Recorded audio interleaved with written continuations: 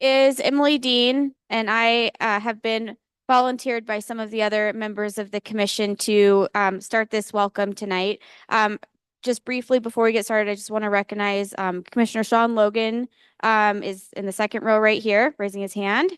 We also have our city manager, Tim Burton, and then City Commissioner Andy Shirtliff is right next to Tim. We want to just take a second to thank all of you for being here. I know that this is a beautiful night that you could be doing other things. We really appreciate your service to the community. All of the volunteer hours that go into our citizen advisory boards make a huge impact on the way that not just the commission looks at policies and priorities, but city staff as well. I think it gives us a really good outlet to collect more information from constituencies that we may not always hear from. I would also just note too, I think that the way that we run our advisory committees and boards is a constant work in progress. You're going to meet Ashley from the local government center.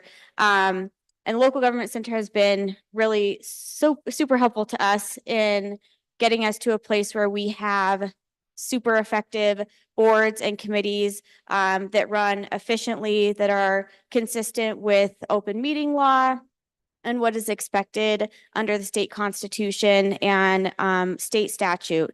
And this has been a huge priority for the commission, I would say going back the last 2.5 years to get to a place where our boards can provide timely and actionable recommendations to the commission so that your time is well spent and that we can actually make policy changes based on your input. So just want to say thank you. Welcome you to this event tonight. We have Ashley Kent from the Local Government Center, our city attorney, Rebecca Doctor. Right here, this is Alex Montiel. She is our deputy clerk. And in the very back is Danae Claiborne, who was our commission clerk. So none of these things happen without these wonderful individuals that really keep us on track and also help us keep the city on track. So with that, we'll go ahead and get started, and just want to thank you again for your time tonight and your dedication to the city of Helena. Thanks, ma'am. Thank you. So can you hear me? Are you good? Yeah, okay. When we first started talking about doing this training tonight, we debated about which order we should go in. And these lovely ladies kindly reminded me that Dan and I, if you've had a training from either of us, we tend to speak in paragraphs. So I'm going to do my very best to stay on time and leave plenty of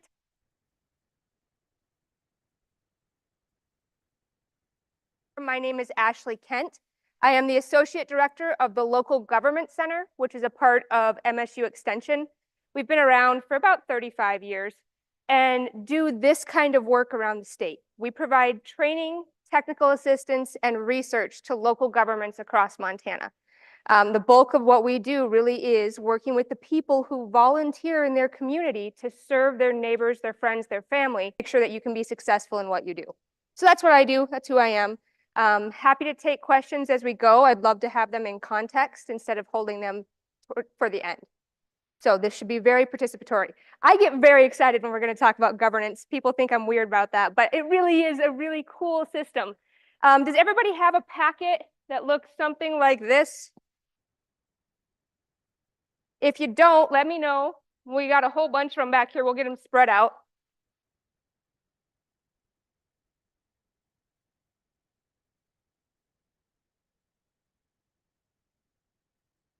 Ma'am. Okay, so if you don't have one, you're welcome to come grab one. This is the training document that we use around the state.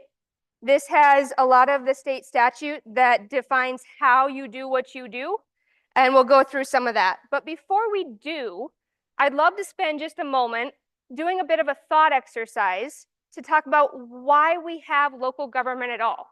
Why does local government exist? Is it because you guys don't have anything better to do on a Wednesday night? What do you think? What's the purpose? Yeah, sure, just shout it out. Yeah.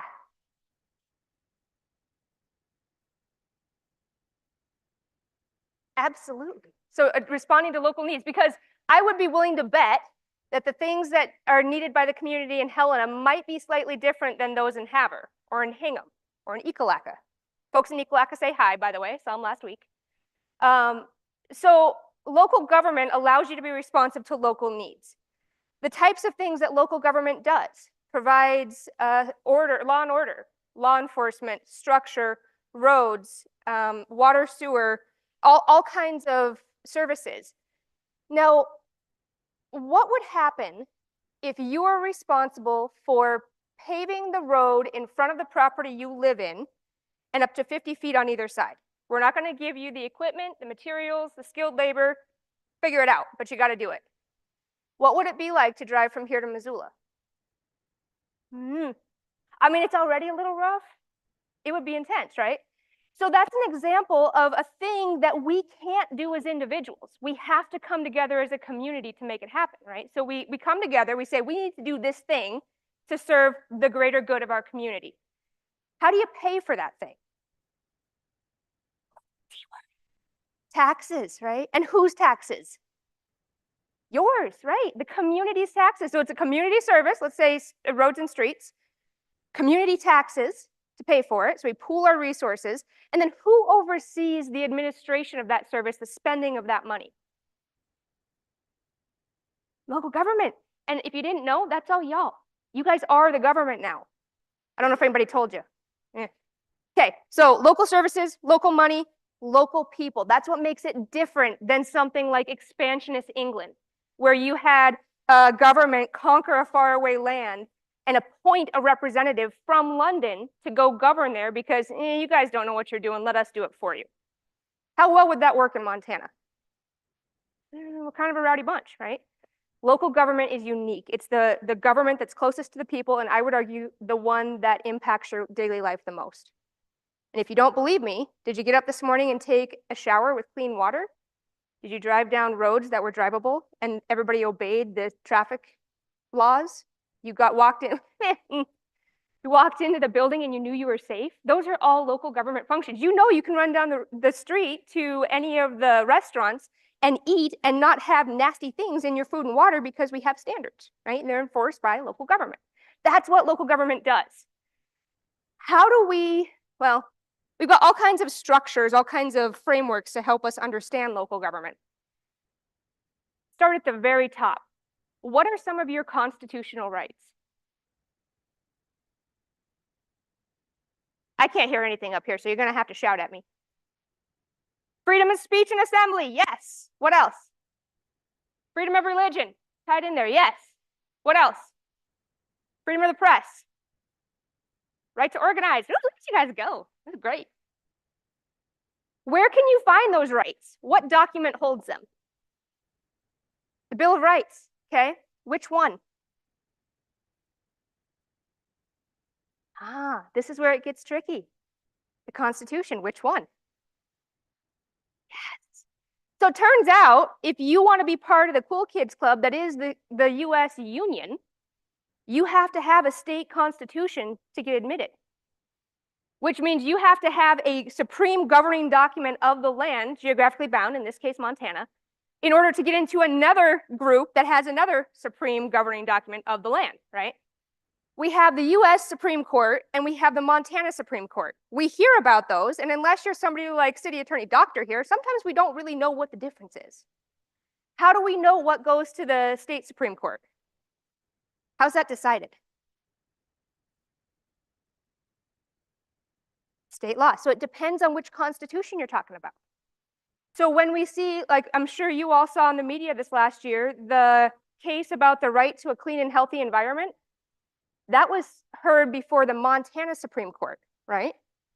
Because that is a constitutional right in the Montana Constitution.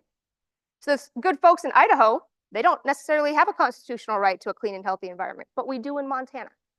So in 1889, that's when we became part of the Union. That was our second attempt at a constitution. And it heavily favored one industry. Which one do you think it was? Did you say Congress? Oh, copper, yes, Butte, right? So the power was held in Butte and Anaconda with the mining magnates.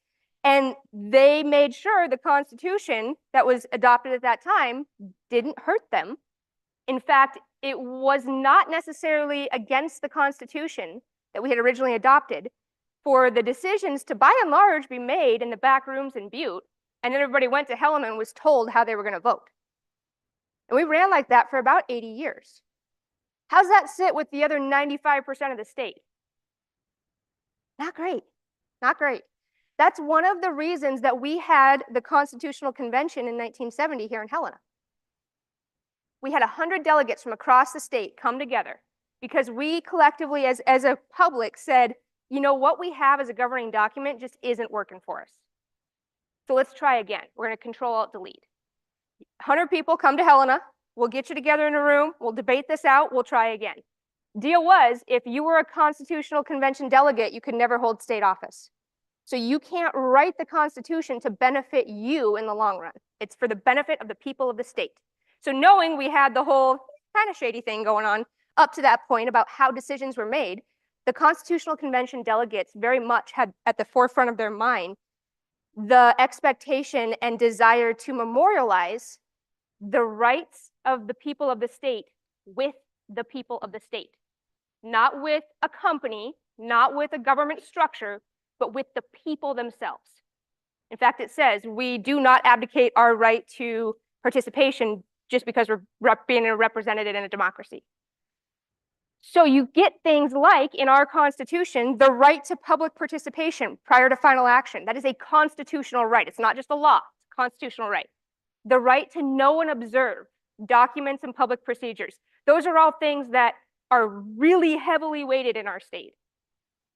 And up to this point in your life, you have been able to exercise your constitutional rights pretty much whenever you want, whenever it's convenient for you, right? But now that you're on the other side of the table, now that you are the government, you're now responsible for protecting everybody else's constitutional rights every single time you meet, right? Define public for me. So City of Helena, let's say you're on one of the advisory boards.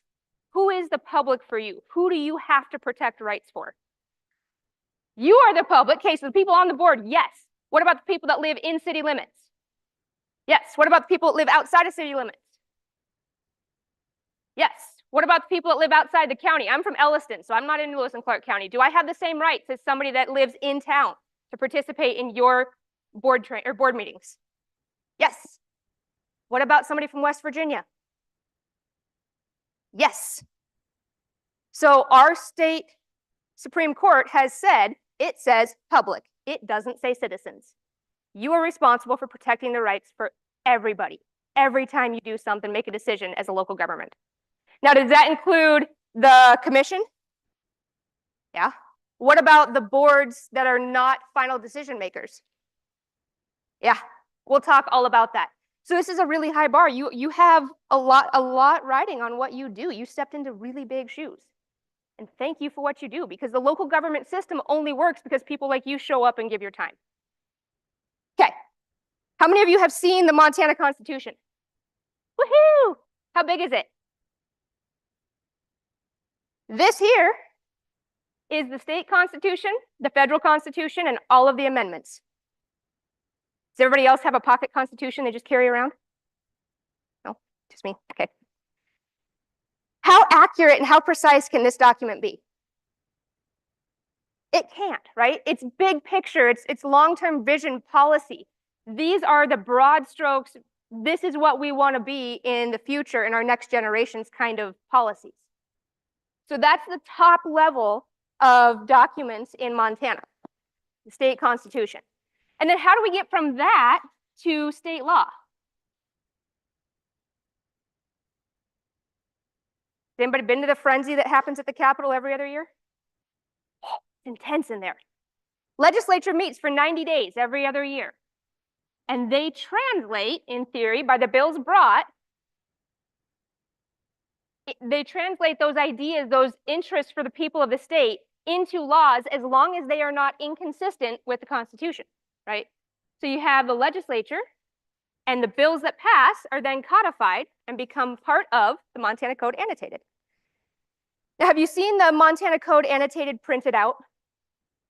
Oh, how big is it? Ooh, it's like, you remember like back in the day before we had Google, the old Encyclopedia Britannicas?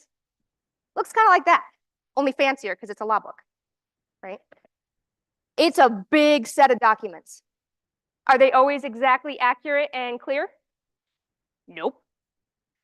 Are there things that you can do in the city of Helena that you can't do in the city of Great Falls, or vice versa? How is that possible? Local laws. So under the state law, the local governing bodies, the city commission or the city commission or the county commission, have the authority to establish local laws. It could look like a policy via ordinance or resolution. Nope, ordinance, etc. Okay. So you have constitution, you have state law, you have local law. What else governs how you do what you do? Charter. Tell me more about what do you mean by charter?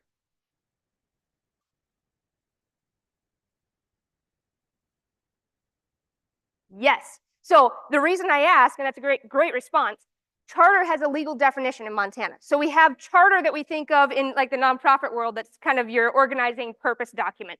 Charter in Montana is somewhat of a local constitution. It's your written form and plan of government. And Helena has adopted that. They adopted it, is it in the 70s? Is that, yeah. Oh, it's like you guys work here and know these things.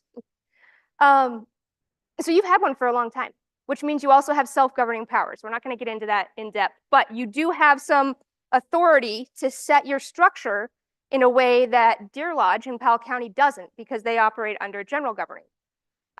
So there's the city charter that governs you locally. And then inside of that, you have likely a resolution of creation of some flavor that created your board and defined its purpose. And then the city also has adopted some relatively uniform bylaws or rules of procedure. And finally, the very bottom is parliamentary procedure, some kind of parliamentary system.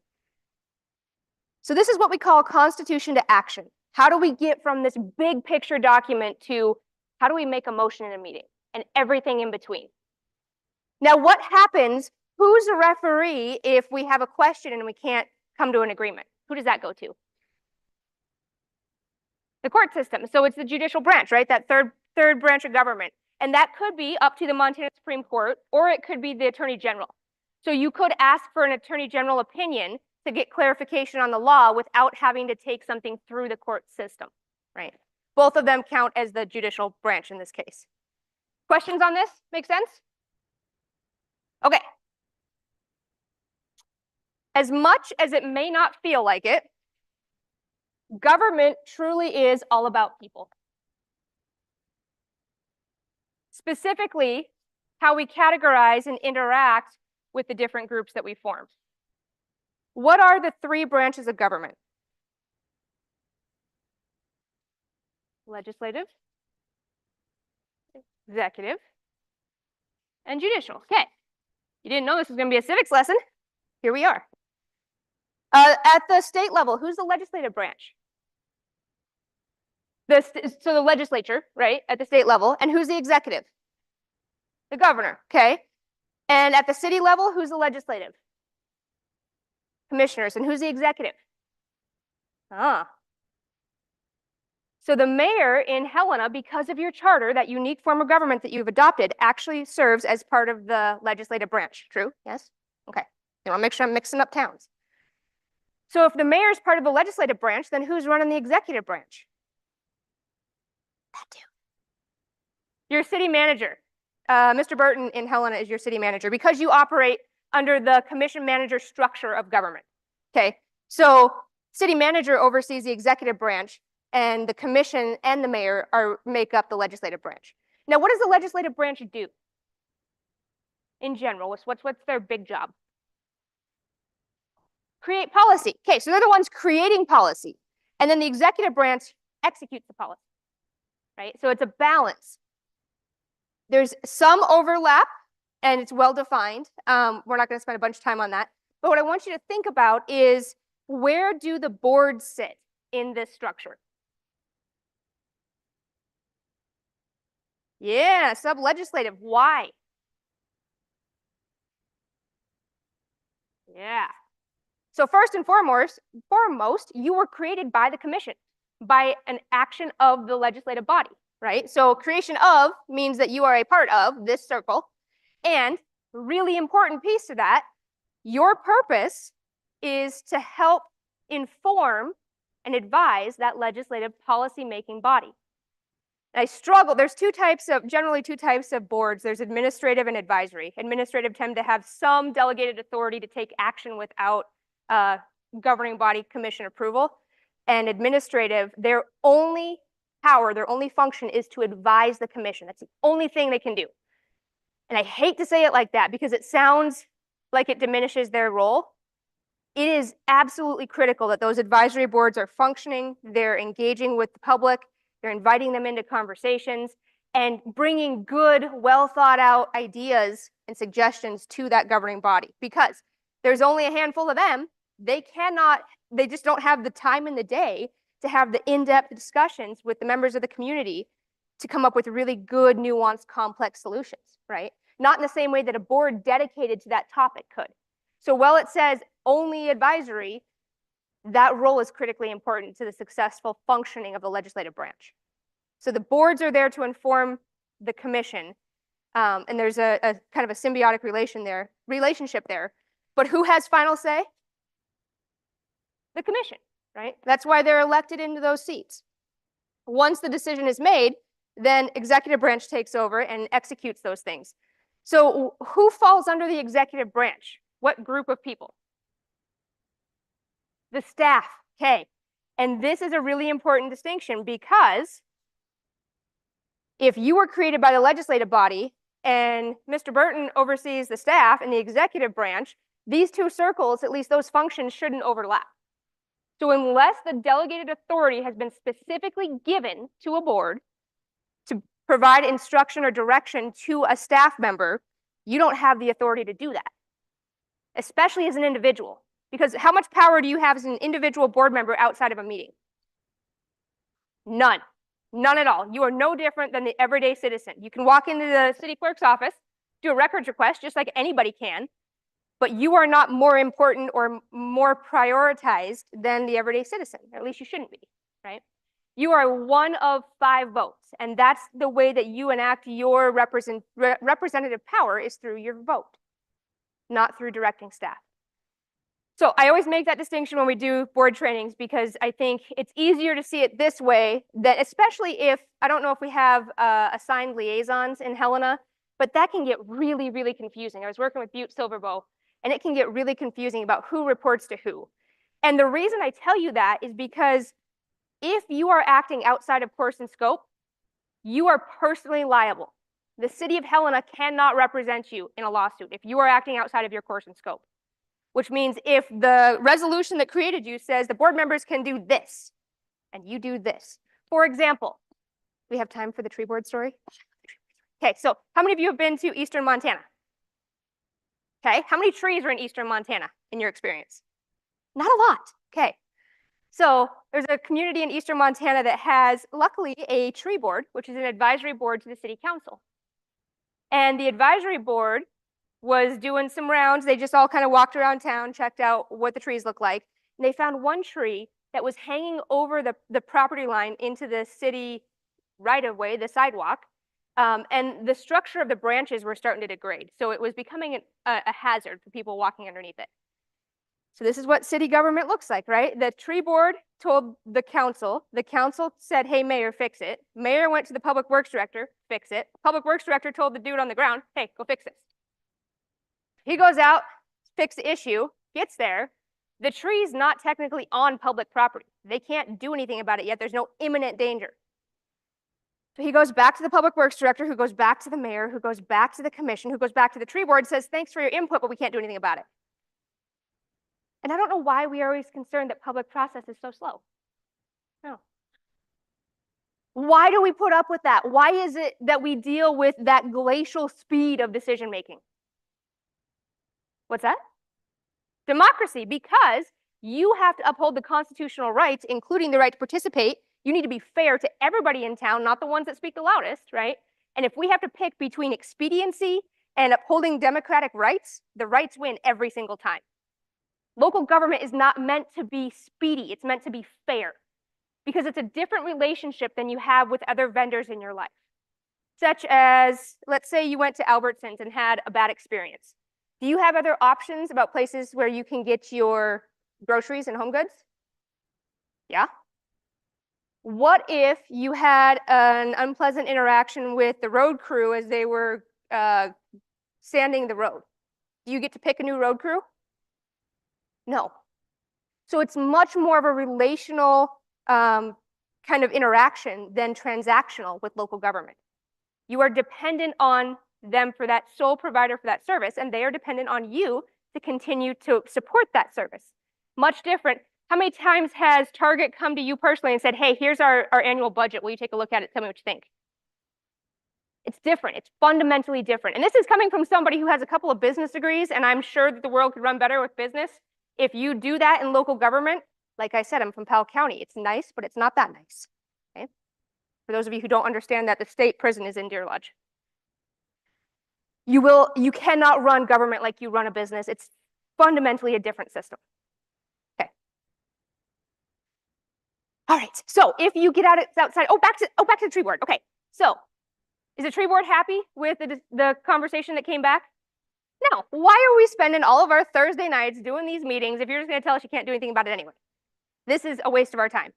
So one of the disgruntled tree board members, he takes his chainsaw for a walk on a Saturday afternoon, and suddenly the branch is gone. Okay. And the homeowner comes back, and is she happy about the new trimmings to her tree? Not at all. So she sues the city, and turns out that because that board member was acting outside of course and scope, he didn't have the authority to take action beyond advising. He had to defend himself in that lawsuit. The city couldn't defend on his behalf because it wasn't what they delegated his authority to be. Does that make sense? Okay, so make sure you know what your role is. And this, I don't tell you, well, I tell you all these stories because they're big, scary stories, because I want you to know like kind of the worst case scenario. Most of the time, there's very easy ways to not put yourselves in these positions.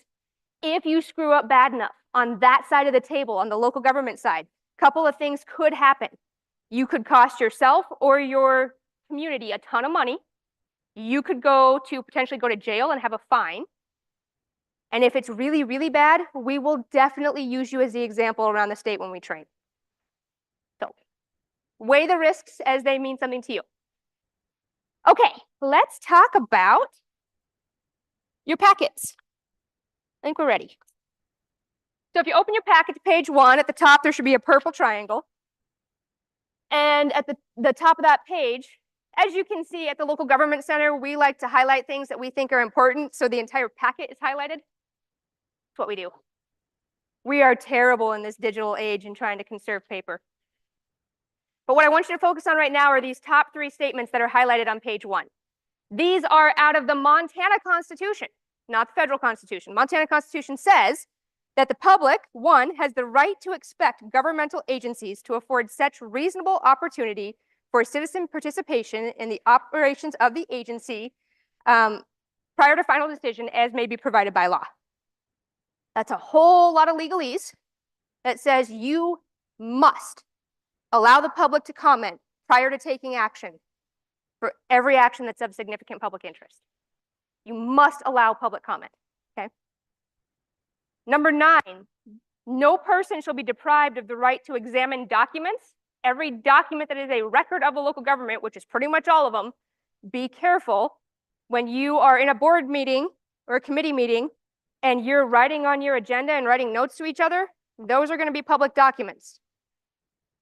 Do not get on your phone or your laptop during a meeting, because if you're texting back and forth or if you're emailing, those are also public documents and you need to turn them in. Okay. So no person shall be deprived of the right to examine documents.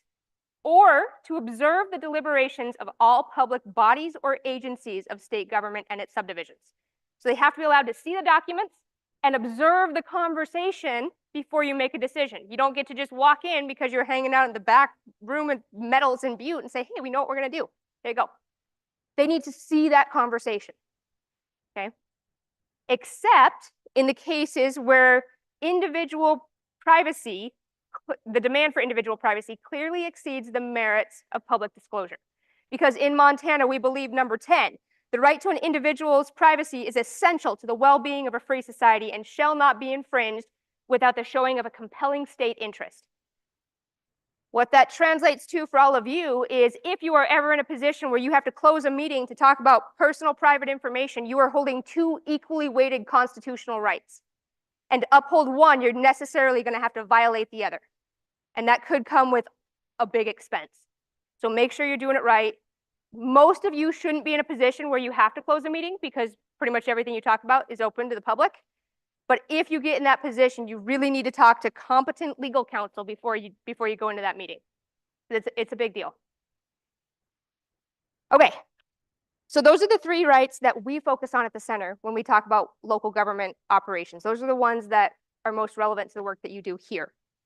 Now, if you look down at 23103, that next big highlighted chunk, for me, this is the most important statute in the entire code in terms, well, related to local government and open meetings. It's the bridge between those three constitutional rights and how do we actually do that? If you understand the intent between 23103, everything else is just the details about how you do it. Okay? So the first section there says, each agency shall develop procedures for permitting and encouraging the public to participate in agency decisions that are of significant interest to the public. What that translates to is you must have bylaws, which City of Helena has done a wonderful job of making sure that those are set up and consistent with state law and constitutional intent. You must have bylaws, and those bylaws must include procedures that not only permit, but encourage the public to participate prior to final action. You must be encouraging them to participate. So it's not enough to just say, hey, we're going to meet at this place, but come and share your thoughts. We want to know what you have to say before we make a decision. You have to do that by law, okay? The next sentence says, the procedure must ensure adequate notice and assist public participation before a final agency action is taken that is of significant interest to the public. So remember when we talked about the statutes aren't always super clear? This is a great example of that. What is adequate notice? "48 hours, it depends." Oh, I like these attorney answers. Are you catching this? Okay, where'd you come up with 48 hours? Like, I don't know, there was follow-up questions, dang it.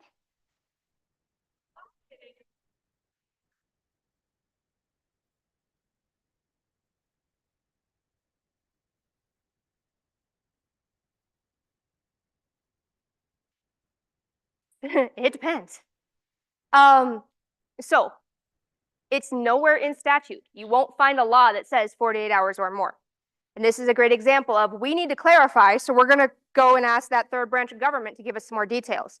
There was an attorney general opinion. It was when Mazurek was the attorney general, and they asked him to define what is adequate notice. Because some folks said 12 hours in a tweet, we're good, right? And some said, I want it snail mailed, the whole packet to my house 2 weeks ahead of time. We've got to find something in the middle here. So he went through, did his analysis, and came back and said 48 hours is the minimum to meet that expectation of adequate notice. And that amount of time should increase with the importance of the decision being considered. So if the city of Helena decided they wanted to just no longer be a city, you're going to need more than 48 hours notice, right?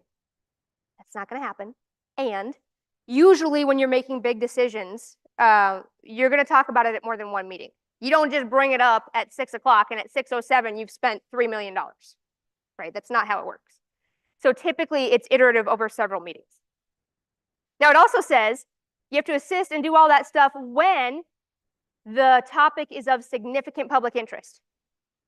What's significant public interest? It depends. God, we love these answers. It depends. Who gets to decide? The public. It's their right. And it's funny how things become very significant after the decision doesn't go the way they wanted it to. So they get to decide what is significant public interest. So in that same Attorney General's opinion, he said significant public interest, because they said, we need a definition of this. And he said, no worries, I got you. Said significant public interest is anything more than a ministerial act. That was super helpful. Thank you.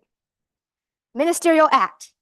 What that means is something that's administrative in nature that doesn't require any legislative discretion in the decision.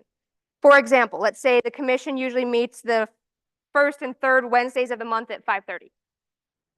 But next month, the first Wednesday is a holiday. So a quorum of the commission could be huddled out in the hallway to say, hey, next month it's a holiday on Wednesday, let's move it to Thursday. They could have that conversation with a quorum outside of public view and not be violating open meeting laws because it's administrative in nature. Anything more than that could and likely will rise to the level of significant public interest if pressed. So err on the side of transparency and put every decision on the agenda. Don't have those discussions behind closed doors. Your goal is to be as consistent and transparent as possible to the point of boredom. Because what's the most expensive currency that you deal in? The public's trust. It's really, really hard to gain trust, especially as a local government. You're already kind of at a disadvantage, and it's really easy to lose it. So public trust should weigh into your decisions about should we or should we not notice this, that kind of thing. Yes, state law is important. Yes, the Constitution is important. And public trust is one of the real things that you are dealing in, right? So even if it's technically legal, 48 hours, you could post an agenda for a Monday 8 a.m. commission meeting on Friday at 6 p.m. because it doesn't say business hours, it just says 48 hours, and you'd be meeting the letter of the law. How trustworthy does that look? Not at all, right? So even though it's meeting that 48-hour minimum, it still may not be enough. Okay, let's keep moving. As of 2023 legislative session, that green block in the middle, you are now required to post all agendas online, either in the newspaper of general circulation of the area, the IR, if they will allow you to do it free of charge, or if that's not the case, on the agency's primary website or social media site. Luckily, in an organization your size, you have a sophisticated clerk of commission office and support staff that are making sure that all of these things are happening, so you don't have individual boards out there sporadically adding things to websites that nobody knows exist. So if you don't know what the process is, make sure you talk to the professional staff in the city and know how that is routed. But now it just has to be online. Okay. The agenda must include an item, subsection C, that allows public comment on any public matter that is not on the agenda of the meeting, but is under the jurisdiction of the body that is meeting. So what that means is if you are having a work session on the budget, and for some reason you're not going to allow public comment because there's no final action taken, don't know why you would, but you could, you still have to have an item on the agenda for public comment for items not on the agenda. That has to be on every single public meeting agenda. Now, is a work session a meeting? Yes. Is a committee meeting an open meeting? Yes. Everything, there's some elements we'll talk about here in a minute. If it meets the two elements that are the requirements for a meeting that define a meeting, it is a meeting. I don't care what you call it, it's a meeting. Okay? Let's talk about agendas real quick. The public comment thing. So I like to see, after you do the opening ceremonies, the roll call, the called meeting to order, roll call, pledge, introduce guests, that kind of thing, before you do anything else, I like to see an opportunity for public comment, at least for items on the agenda. You can do on the agenda and items not on the agenda at the same time if you want, but some opportunity for the public to comment before you make any decisions, including approving the previous meeting minutes. Because, remember I told you that if you screw up bad enough, we're going to tell on you? There was a metro community, we don't like to name names, but it was Great Falls, that screwed up really bad. They had in the city of Great Falls, their animal control officer is a contracted service. It's not a department, not an employee. So they had a contracted service provider providing at-large animal control, and they were going to switch to a new provider, and this was a massive debate in Great Falls, right, over months. Finally got it all calmed down, made a decision. They were going to switch providers. And then they realized that they missed the start date, like 6-week gap between the old provider and the new provider. And they didn't really want at-large dogs running around Great Falls for 6 weeks. So they moved the start date, up or extended the old one, whichever way it went, by 6 weeks and put it in their consent agenda, which in and of itself is not necessarily bad. But a gal from Vaughan, so they did their opening ceremonies, consent agenda, approved the meeting minutes, all that kind of stuff, then got to public comment for items on the agenda before they got to the action items, before they got to old business and new business. She got up and just was beside herself. How dare you? You people are awful. What are you thinking? Well, this is such a terrible decision. You need to reconsider could possibly going on. They said, ma'am, thank you for your public comment. Your 3 minutes are up. She kept going, kept getting more animated. Ma'am, we really need you to wrap it up. We got to get to the next person. Would not stop. So they finally had the plain clothes on duty detective come in and escort her out of the room, which, by the way, is the nuclear option. Don't do that. Unless you have imminent threat to safety, recess a meeting to stop somebody. Don't just jump to kicking them out with the cops, because you will not win that battle in the court of public opinion. So they have the detective come in, gathers up her stuff at the podium, her papers, and he takes her by the elbow and kind of escorts her out of the room. They get to the back of the room, and she knees him in the groin and takes off running. And now he's laying on the floor, rolling around. She's sprinting through City Hall, all over a 3-minute public comment period. Got spicy in Great Falls. There is a YouTube channel called Bad Board Behavior. My goal is to have 0% representation from Montana. So if you can work with me on that, we want to stay off of that YouTube channel. Okay, so back to Great Falls. Also, my lovely mother is here because I've been doing this for 10 years and she still doesn't know what my job is. So I'm showing her. Will you take a picture and send it to Skylar, please? Thank you. Hi, Mom. Okay, so Great Falls. So Great Falls presses charges on this woman. Again, she's from Vaughan. She's not even a citizen of the city of Great Falls, right? She gets an attorney. The attorney says, tell me what happened. She said, well, they made this decision and they just wouldn't listen to reason. I tried to get them to reconsider and they just wouldn't. And they said, wait. They made the decision before you had a chance to do public comment? She said, yeah, consent agenda, public comment, action items. Perfect. So they countersued, and this went all the way up to the Montana Supreme Court. And this is, go back to that number 8 at the top of the page, the right to public participation. The court held, because the city of Great Falls violated her constitutional right to participate prior to final action, everything that happened after that point was the responsibility of the city. So not only could they not charge her or resolve those charges against the detective, but now they have to turn around and be responsible for this. How much does it cost to violate a constitutional right in the state of Montana? And this was well over 10 years ago. What do you think? $180,000. You guys got an extra 200 grand just sitting around? Because you're just loaded with money, right? No. One of our favorite sayings at the center is, if you mess up bad enough, you'll go talk to the judge, and the judge will say, pick your favorite whole number and just start adding zeros until I say stop. In this case, the court said, this is a big deal. We're going to kind of make an example. We're going to award you $500,000 in punitive damages, and the city's responsible for the $400,000 in court costs and attorney's fees. Those are expensive. So almost $1 million, almost 15 years ago, because public comment sat after an action item, not before. That's an expensive few inches of real estate on an agenda, right? And the thing is, I tell you the scary stories. I don't ever want to see somebody who's serving their community in good faith end up on the front page of the IR because of something like that. That's not what we're here for, right? So, and that's part of why the commission and the clerk of the commission's office has been working so hard to set you up for success, to make sure that that doesn't happen.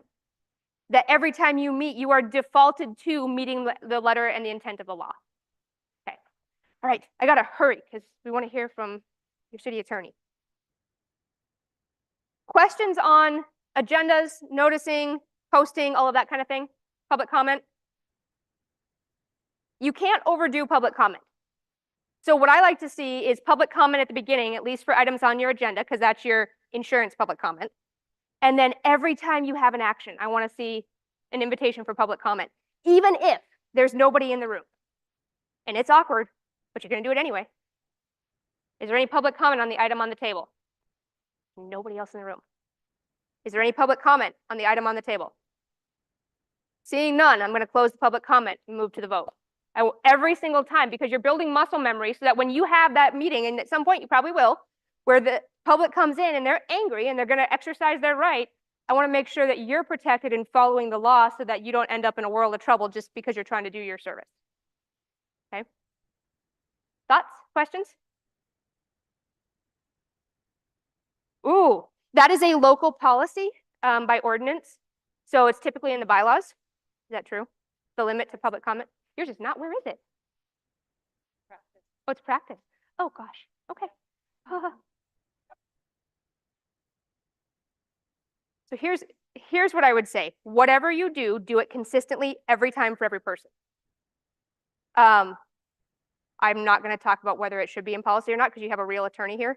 But my concern, the risk is if I'm that person whose favorite hobby and pastime is to go to the advisory board meeting because I just like it, and you guys let me talk anytime I want for as long as I want because I'm the only person in the room, and then we get to that one meeting where it's very contentious and you lock it down, my argument is now the rules of engagement have changed and there was no expectation that that was going to happen. So you have, in effect, changed my ability to participate. Is that an argument? Absolutely. Yeah. So whatever you do, do it consistently. And I usually encourage the communities to put it in either their bylaws, rules of procedure, or as a standalone policy, as a resolution in the community, so they have something on paper to fall back on. But in this case, if it's a standard practice, talk to this lady because she's the authority. Okay, there's something else. Oh, I was just going to tell you. In Glasgow, apparently in the winter, there's not a whole lot to do because they fought about chickens for like 6 months. And if you ever want to increase public engagement, because people ask us, how do you get people in the room as part of these community meetings? And my tongue-in-cheek response is always, put chickens on the agenda. They'll show up. Glasgow was so serious about that they had to move the council meeting from City Hall to the gym at the high school. And they had full signs, like campaign signs made that said, heck yes, chickens in Glasgow, and cluck no, chickens in Glasgow. And what won? Cluck no. Belgrade went through this for a decade or more, and they finally passed it by citizen vote. The council said, we're not getting in the middle of this. You guys decide, for like the third time. They finally passed it. And 6 months later, we talked to a couple folks, and they said, we've had 2 people come in for a chicken permit. Okay, why? So when we talked to some people in town, and they said, here's the deal. I don't want chickens. I never wanted chickens. But if my neighbor wants chickens, I want them to have the right to have chickens. And for us, because we don't have to live in that community, that is a beautiful example of what democracy looks like at the local level.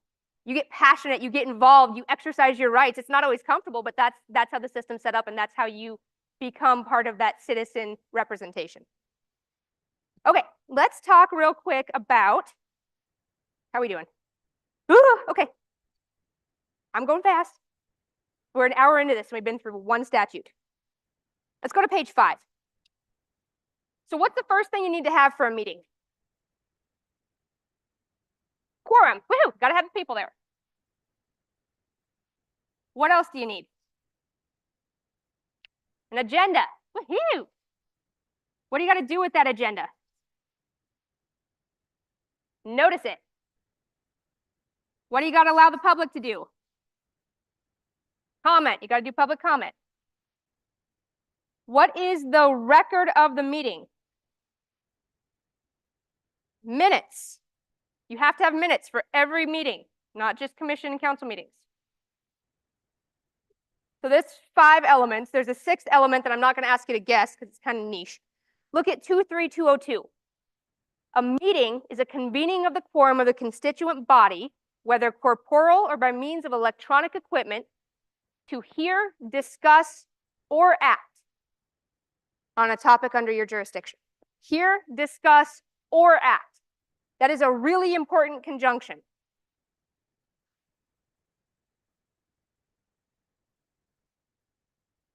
Why? Did anybody else just hear Schoolhouse Rock? Junction, junction. Okay. Why is that important? So how many times have we heard a friend say, well, we had a conversation, but we didn't take any action, so it wasn't a meeting? That's not a thing. If you have a quorum and they hear, discuss, or act, you have a meeting. So if these two things are true, you must have these four to make it legal. Okay? So this comes up a lot in, because it says by corporeal or electronic equipment, right? Phone calls, text messages, emails, shared documents like a Google Doc, Zoom meetings, all of those things. If you have a quorum able to hear, discuss, and or act, you are likely violating open meeting laws. So be very, very careful when you have a quorum, a potential quorum. If there's a job in this state that I would not want, it's a county commissioner. Because who's the legislative branch in the county? The commission. Who's the executive branch? Also the commission. They have to do both parts. When they're in legislative function, when they're in policy decision role, everything they do has to be in the framework of an open meeting. All those conversations, because there's only 3 of them, right? So anytime 2 of them are having a discussion. If they're in executive function, when they're executing those policies, all 3 of them can be in the room and have a conversation, and it doesn't violate the law. But by virtue of their job, how easy would it be to tip over to that legislative side? It's almost impossible not to. So we kind of set them up to, anyway, we won't talk about that. Okay, so if you, let's take the commission, for example. Let's say 2 of the commissioners go to the Carol game. Do they have a meeting? Not necessarily. They have a quorum if they're sitting together, but they don't necessarily have a meeting. But if 2 of the commissioners are sitting together and I walk up to them and say, hey, commissioners, what do you think about putting a new fire district out on the west side of the county before you get to the top of the pass? Now do they have a meeting? Yep, because they are hearing something under their jurisdiction. So even if you're not the one doing the talking, you could still potentially be violating the open meeting laws. So just be careful with that. Don't put yourself in that position. Also, let's say you have 4 members on a board. Let's say you have 5 members on a board. I'm one of those board members. And you 4 are, sorry, you're going to be our citizen participant, okay? Okay. So you and I see each other at the coffee shop. And I say, oh my gosh, did you see that thing on the agenda? What do you think? And you tell me what you think. Is that a violation of the open meeting law? So there's no quorum, okay? So we have 5 members. What's a quorum? 3, okay? So I leave the coffee shop and I go to the post office and I see you. And I say, oh my gosh, did you see that thing on the agenda? What do you think? I just had a conversation. I want to know what you think. Now do we have a violation? This is what we call a walking meeting or a chain meeting. So a quorum of the body, while not together at the same time, a quorum of the body have had deliberations about that topic outside of the view of the public. So when the 3 of us walk into that meeting, I know how both of those gentlemen are going to vote. So I could vote the same way as them, vote as a block, and you 2 don't get a say. So be careful with the walking meetings or the chain meetings. You don't get to have iterative discussions with everybody, just not at the same time. It's still in effect a meeting. Okay. Can you vote by proxy if you're not going to be here? Let's say it's February and you just got to get out of the cold and you're going to go to Arizona for 2 weeks. Just vote yes for me to this thing. We just need to get it through. Can you do that? No. Why?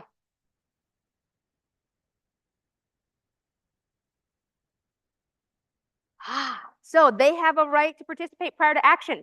And if you voted before you got to the meeting where they're going to participate via public comment, how is it that they got to participate before you made a decision? They didn't. They can't. So there's not a statute that says board members of a local government can't vote by proxy. It doesn't say that. But if you do, you are necessarily violating their right to participate prior to action. Does that make sense? Okay. I think I'm going to be done talking for a while if you want to jump up. Yeah. Can you hear me? Okay. Let me just add that we have 3 commissioners here tonight out of 5 in the city council, city commission.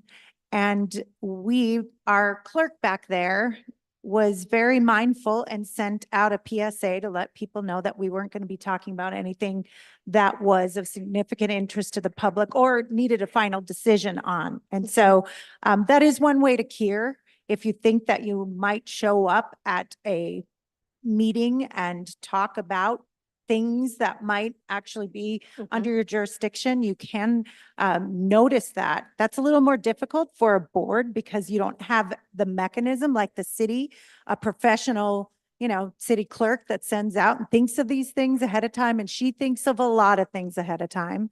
And so that is a little more difficult, but you can always let us know and we can help you with the notice on those matters. So I Love just that. add that. No, that's great. Because what you're doing there is saying, general public, we know that you know, informed citizens, that we know that we're supposed to be doing this. Because if you don't notice it, and then they find out you were there, what happens to your public trust? Goes down. This is happening in Lockwood right now because the school board wasn't noticing and allowing public participation in a committee meeting, not in the school board, but in a committee meeting. So it costs you something in public trust. And you don't have to necessarily go full on agenda, minutes, all the things. You're just saying there could be an incidental quorum. No city business will be discussed or decided, and you're good to go. Okay, are you gonna be mad if I interrupt you while you talk? Okay. Yes, please.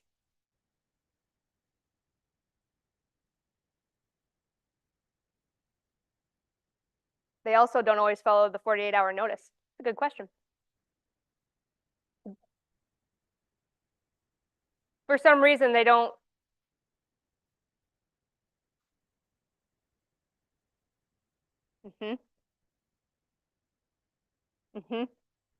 So we get that question a lot. Why does the legislature not have to follow these same rules? And that is a great question, one that I don't have an answer to. Don't follow them for that example. But yes, you want to be Brittany? Heck yeah.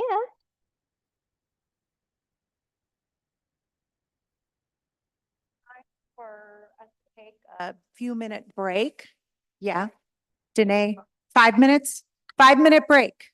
Be back in 5. Thank you. Sorry, I was trying to hurry. No, you're good. This is fascinating.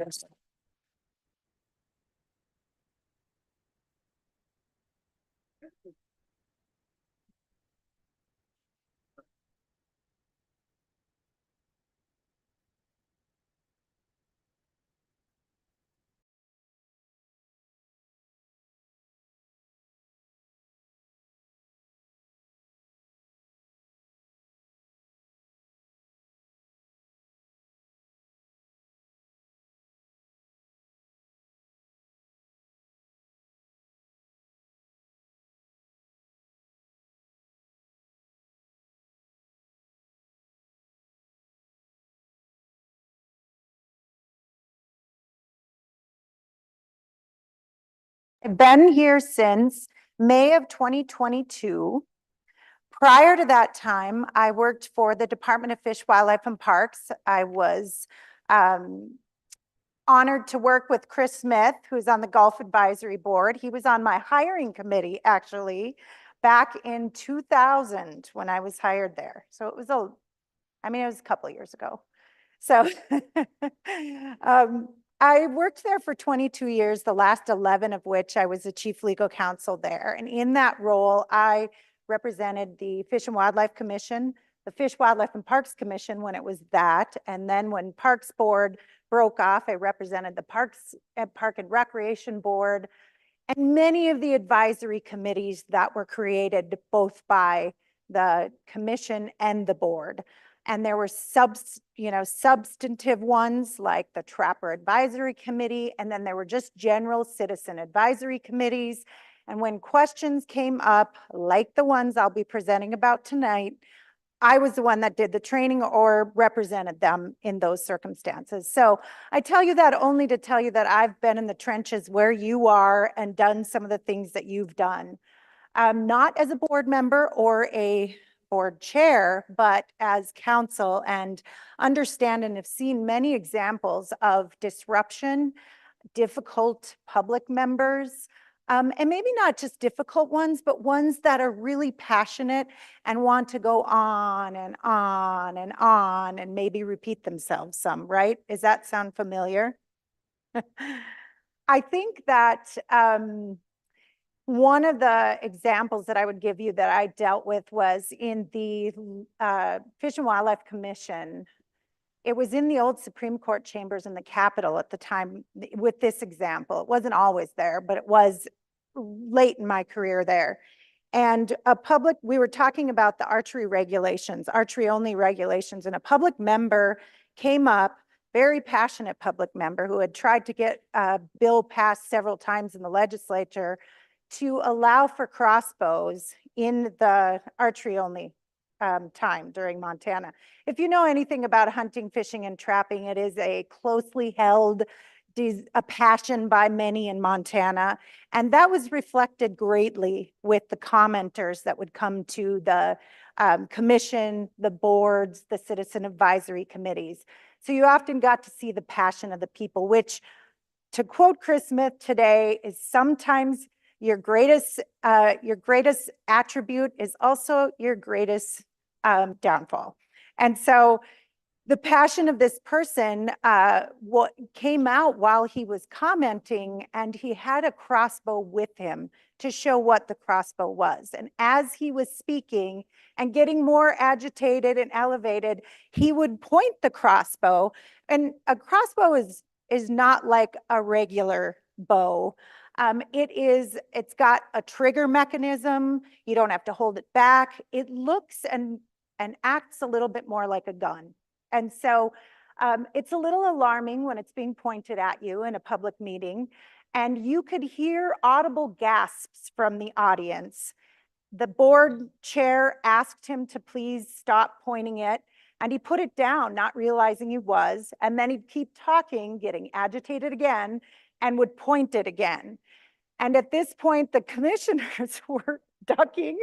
It wasn't loaded, it wasn't going to go off, but it was alarming to them. And the board chair asked again, will you please not point that at us? And if you keep doing that, I'm going to ask you to leave. It got him a little bit flustered, and he just stopped his comment and left the room. The reason I know that this was an issue with him is because it came back to us through the governor and the director that he was frustrated that his First Amendment right to freedom of speech was infringed upon by the board chair in asking him and interrupting him and asking him to put his crossbow down. And so from that, I did a training much like this one to advisory committees, to the Parks Board, to the Fish and Wildlife Commission, and tried to help people be able to calm someone when they are agitated. Sometimes you are at a disadvantage when they show up with a weapon, and let's really hope that doesn't happen in any of your board meetings. So, first, it probably is already there. I was wondering if I should have looked at that. I wrote it down so I could check it out, actually. So let's see if we can do this. And I too would like you. Is the clicker on? All right, well, here's the agenda for tonight. I'd like to go through a little bit about, and we already did some of this with Ashley. Thank you. She made my job easier tonight. We did a little bit of this, but there's also some statutory protections for some of the First Amendment rights. We'll go through those. There are categorical exemptions from protected speech, and we'll go through the state law that actually implements those exemptions. We'll go through some of the public meeting space categories created by the US Supreme Court in trying to figure out what level of protection that you are required to provide the public in those different meeting spaces. We'll go through some rules of public decorum during public meetings that might help you a little bit. And oops, see, now it works. Thank you. And a standard. You already heard Ashley say it's the nuclear option for ejecting someone. That is absolutely true. And I'll tell you what the standard is with a little bit of background from the case law. And then we'll talk a little bit about digital meeting and whether or not there's some differences from what we talk about in-person meetings and the digital platforms that now many, do all cities? No. Okay. Thank you, Ashley. See, one thing I was going to tell you about Ashley, and you may already have gathered this, is that the local government center does this for all the cities across Montana. if indeed they'd like it, if indeed you're invited, I guess. Yes. And the reason I mentioned that is because she turned to me and asked me about the legislative, the head of the executive branch, and whether or not that was true. It's because not every city has the same form of government. And so it gets a little confusing, I would imagine, sometimes. Anyway, back to this digital meeting and whether or not there's some differences in how you might look at these disruptive, passionate public members that come to comment at your meetings. Yeah, please do. I think it's important to keep in mind, well, this is absolutely crucial for you to understand so that you know how to react appropriately if and when you're confronted with that situation with a contentious topic. It's not to shut them down, right? You are there to encourage that conversation. It's their conversation. It's their service. You're just facilitating that. So we need to walk that fine line of making sure that everybody's acting appropriately, but we want you to have your input, right? We don't want to sit in a silent room with no public comment. So I think having that frame of mind when we talk about all the ways to kind of curtail it is really helpful. Yes, thank you. You'll hear me say a number of times that it's your responsibility as board chairs and board members to create a safe space so that people from the public want to be there to comment. That's the whole purpose for your existing, right?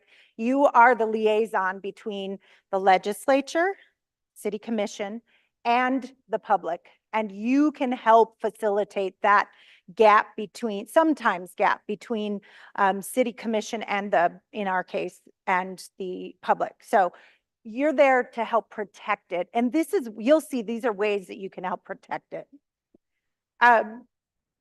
So we already went through this. I'm just wondering if, I did get it right. Good deal.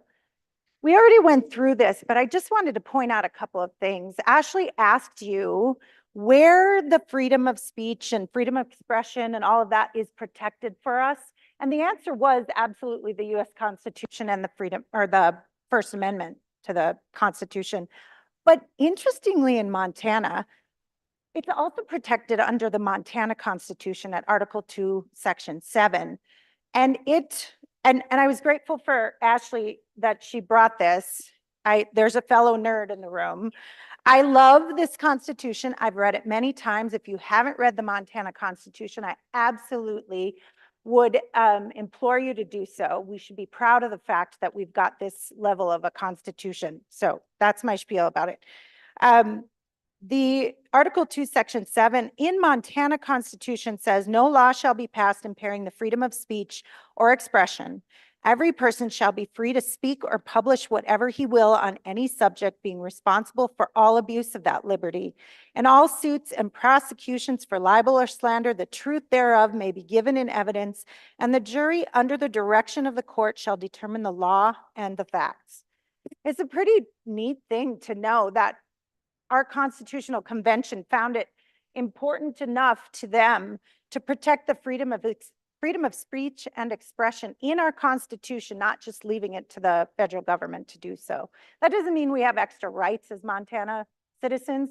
It just means we have we found it as a duty to also protect at the state level the rights that you are protecting as board members and board chairs. And so I'm grateful for Ashley to go through this part, but I just want to remind you at this point that it says Congress shall make no law and no law shall be passed. And you as board, in your capacity as board members and board chairs, aren't Congress, and you don't pass the laws as you talked about here. So why would it be that you're responsible to protect these freedoms? And Ashley already told you, you're the scary government now too. You've been created by the commission. You stand in place of the commission, and you get to have the honor to protect these rights and allow for what I call the first line of democracy in local government, and hear from the people you actually live with and work with and play with in your community. I think that's a pretty neat honor, and it should be something that you take and I think you do. I don't know all of you personally, but the ones whom I do know, I know you take it very seriously and you do a great job at making sure the public has a voice. So at the same time we have these rights, the courts have said they are not absolute. The freedom of speech is not absolute. The freedom of expression is not absolute. There are some restrictions on those protections. I tell you this because you will start to see some categories that the public might fit into when they're acting during your meetings. So some of the categories of unprotected speech that have been ruled by the US Supreme Court to be not of social value. This won't be the last time you hear me say this if you ever hear me speak. The answer to why do we have to, why can't we protect these things? And I say, because we live in a society. The society doesn't want to value these expressions of speech. And so they have said, if you're acting in any of these, you will not have protections. I don't need to go through all of them. If you have questions on them, I'm happy to go through them. But one of them that stands out for you is fighting words. Does anyone know the fighting words doctrine? It's pretty commonly known. It's basically words that by their mere utterance incite a breach of the peace or incite violence. So the way I say it is, if you want to punch that guy when he says something to you, that could be fighting words. The standard, you might actually see that, but the standard is not whether or not you as a board member or a board chair feel like you want to punch the guy. It's whether or not the audience is now not able to function because of what someone said. We'll go through that a little bit more. Yeah.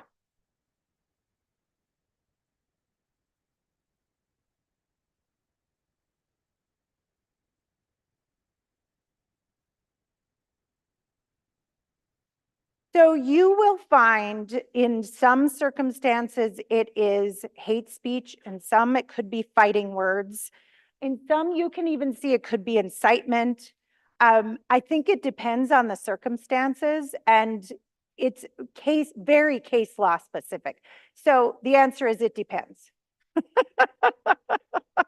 And I don't mean to be, it really does depend. It depends on the factual circumstances, but hate speech is not a specific category that's not protected, but it can fit into these categories that are not protected speech. Does that make sense?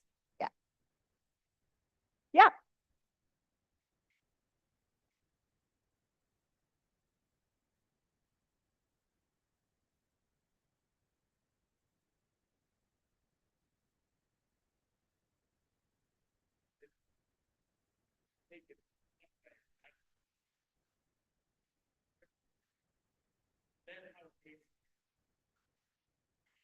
Well, I'm going to use the it depends answer.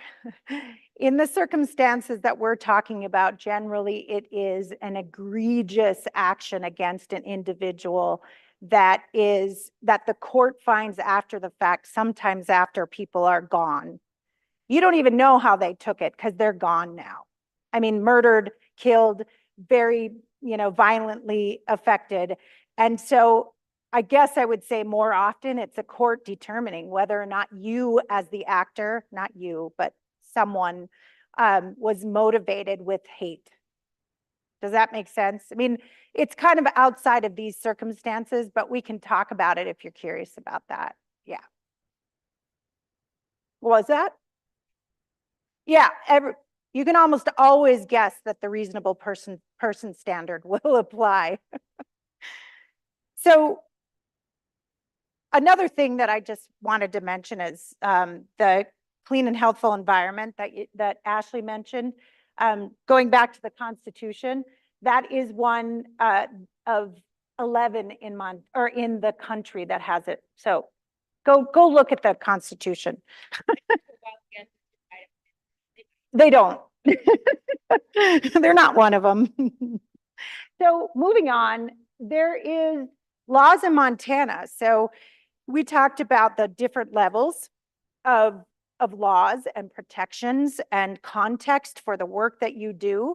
Here is some examples of state laws that when you see these actions in your boards or in front of the commission, they might actually rise to the level of some violations of state law. I'm not saying you should get like Great Falls and get on the bad board behavior YouTube channel, but I am saying that there is a chance that what you see in front of you sometimes are violations of state law. I didn't mean to bring this up, so we'd have to go through every one, but I do like to show you this one, disorderly conduct, because the two I've highlighted here, and did you notice I only highlighted two of them instead of the entire page? What are you trying to say? That's how all my law school books look, though. It was all yellow. Yeah. The two here you can see are particularly relevant to boards. A person commits the offense of disorderly conduct when the person knowingly disturbs the peace by disturbing or disrupting any lawful assembly or public meeting. That can be disorderly conduct. It's also creating a hazardous or physically offensive condition by any act that serves no legitimate purpose can be disorderly conduct. You can see this is pretty broad, right? You could probably see that other actions of some of the people that come to your board meetings could be making loud or unusual noises, using threatening, profane or abusive language. I'm not saying you should call in the police when you hear these. I'm just giving you some context for understanding that you have the ability to control the audience when you are in meetings. And perhaps the responsibility to control. Can I share a story? Please do. I love Ashley's stories. We have all the war stories. So this is happening right now, so I won't tell you which community it is. But there is a community in Montana, a small community, less than 2,000 people, who had a very contentious topic that the public was given some false information through a couple of sources, got them really scared. And a lot of the times when you see these behaviors, it's because people are acting out of their fight, flight, or freeze response, their limbic system response. So they are not acting as rational, reasonable adults. Their brain physiologically can't access the part that is nuanced and complex and forward And logical. all those things. Yeah. So you're not in neocortex, you're in what we call lizard brain, the amygdala and such. Anyway, so some folks in this small town, very concerned about some decisions that they thought were going to be made that were not going to be made at all. But they came to the meeting. None of what they expected to be on the agenda about that decision was on the agenda because it wasn't a thing. There was no there, right? They were still frustrated. So by the end of the meeting, when their topic didn't come up, was never noticed, any of those things, the mayor hit the gavel to adjourn the meeting. About 15 or so members of the public stormed the dais, threw a bunch of those little constitution books at the council, knocked over their water, called them fascists, all kinds of things. Would that qualify? Would it qualify as Or a disorderly disturbance? conduct? Oh, Or yes. yeah. Oh, sure. Yeah. Definitely would. So then we get to go talk to them, right? And the conversation that ensued was, why do you think that this is an appropriate behavior? Why do you think that it's appropriate to act like this in the public forum, in the public square? Do you act like this at church? Do you act like this at your kid's school? Why is it okay here? And what we're finding is if you don't explicitly set the expectation for how to behave, i.e. Rules of engagement, your adopted bylaws that say this is how the public engages with the commission, if you don't set that very clearly, they're going to interpret it to whatever best serves their needs, as is natural human tendency. So we need to the kind of behavior letter, lay out what is and is not appropriate, and then hold them to that standard. Yeah, thank you. That's great. That actually helps with a lot of the rest of this presentation. So it's a good segue into the next part. So government spaces protect the public, no matter who you are and what you do in these ways. But there's different levels of protection that the U.S. Supreme Court have said based upon the government space. So here's three categories that the U.S. Supreme Court has set out Traditional public forum. This to me reminds me of the public square with someone on their soapbox standing at the, at the walking mall downtown and just talking to whomever will show up. That's a traditional public forum. It has the highest level of protection for your rights, for the public's rights to actually speak. It's open all the time, and it's very difficult for government to limit your speech on the public square, as you can imagine. It's also more difficult to actually get the legislature's attention when that's where you go to make your public comment, but that's not what we're talking about right now. Designate, the second one is what you should be interested in mostly, because this is what you are protected. This is your meeting. Designated or limited public forum. You've designated a place traditionally not for open speech and debate. And as long as it's open, it has to be, you have to treat it like it's a traditional public forum. So that means there's limited restrictions on your ability to limit their public comment, as long as they are time, place, and manner restrictions that are equally applied with no viewpoint perspective on them, you can restrict them. And we'll go through what that all means, but that's the only restrictions you can put on their ability to comment. And the last one is a non-public forum. So it's basically a place where you don't usually see speeches. So can you guess what a non-public forum is? It's still in a government space like the city county building, but it's not traditionally where you would go to comment. Can you think of what an example might be? Yeah, exactly. My office, someone else's office. If we had to take the public comment every time someone wanted to come in and public comment, government wouldn't get their work done. So there is a time and a place, and that's designated limited public forum or the traditional public square. So do you have any questions on those? Ashley does. So if their time and space is during the public meeting, can they interrupt at any point during the discussion? That is a great question. So you still have a right to have your freedom of speech protected, but time, place, and manner restrictions allow a commission, a board chair to control the meeting. So there's time for public comment, a place for public comment. It's a great segue to so here's sometimes what we do feels like herding cats. It might not be easy. It doesn't feel easy. So let's see. Oh, shoot. We're not going to have any. Have you guys seen this commercial? Yes, one of the best Super Bowl commercials there was. So I'm sorry you can't hear it, but they're herding cats and they're talking about how it's the most important thing they've ever done. And sometimes I think this is what it feels like when you're trying to control the public, right? Sorry you couldn't hear that. So here are some rules of public decorum that I think will help you in keeping control of the meeting. Because going back to what Ashley said and what I mentioned before, it really is important that we create a space that people feel safe to comment. That's your primary role as a board member. It's not necessarily to give your opinion to the commission, it's to hear from the public what they would like so that you can be the person to go and help advise the commission in their decisions. So to do that, to protect that, you should control your meetings. City commission or advisory board meetings are the designated public forum, like we mentioned.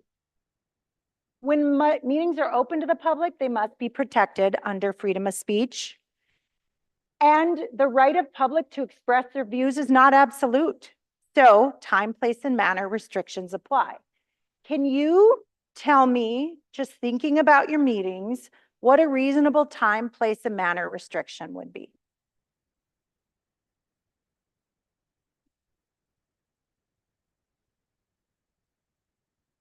So you have your, so you have it at a time when people can show up, right? After 5, perhaps.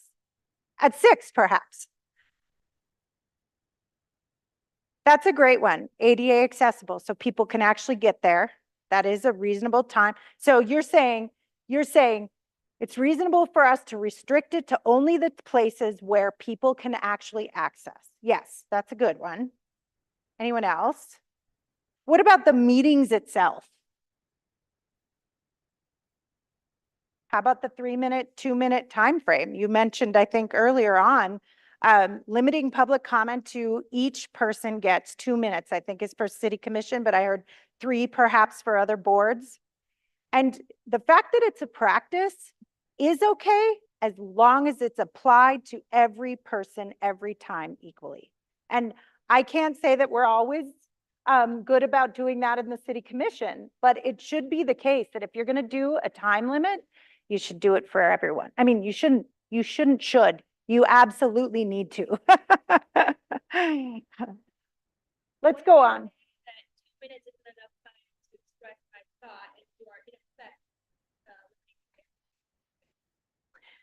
The courts have actually said that you can limit time, you can limit the time as long as it's applied to everyone. Repetition is not allowed. I mean, that's also something the court has said you can control. And let's just go to these. Here's examples of time, place, and manner restrictions, and it kind of gets to this.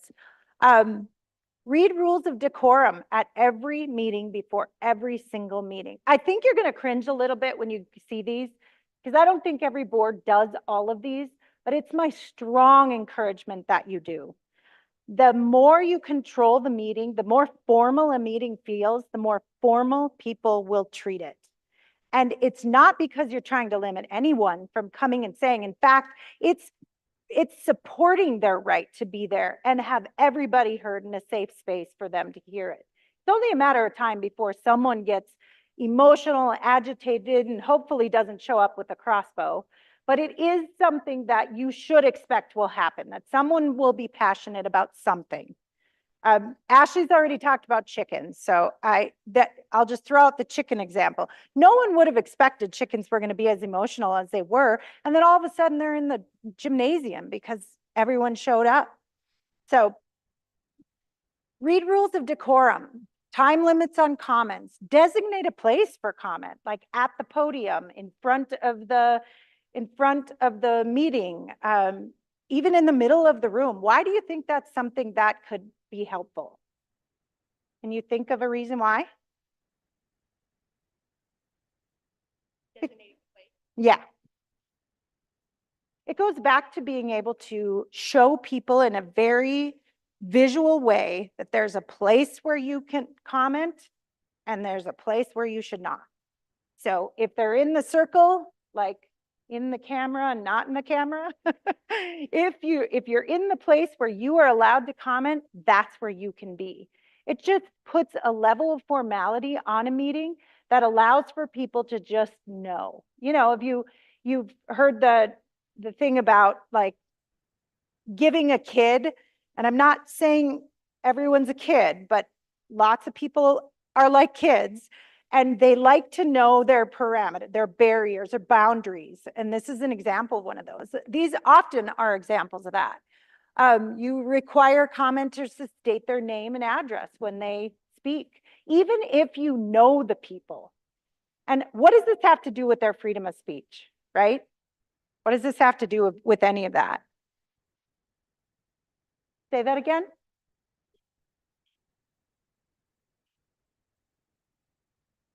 It could. Right, exactly. It's also a way to make sure that everyone gets the opportunity. Everyone is represented because their name and their address is known. They know where they can be and be safe to say what it is that they want to say. These are all protections for their freedom of speech. It's not a limitation on them. So I would just say, like, even though to Ashley's point, it sounds like I'm saying limit their time, eject them from the meeting. Really what I'm saying is let's create a safe space so no one feels like they have to be agitated, emotional, upset with you. And when they are, you've got some ways to handle it. That comes next.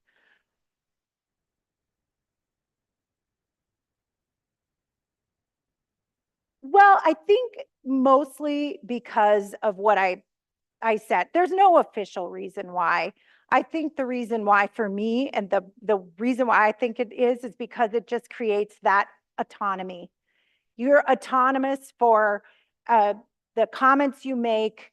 If you aren't willing to give your name and address, it's like being behind the computer screen and getting to say whatever you want that you wouldn't say if you were in person. So it puts a name, face, and place to the person. No, it's not a requirement. It's really not. Yeah.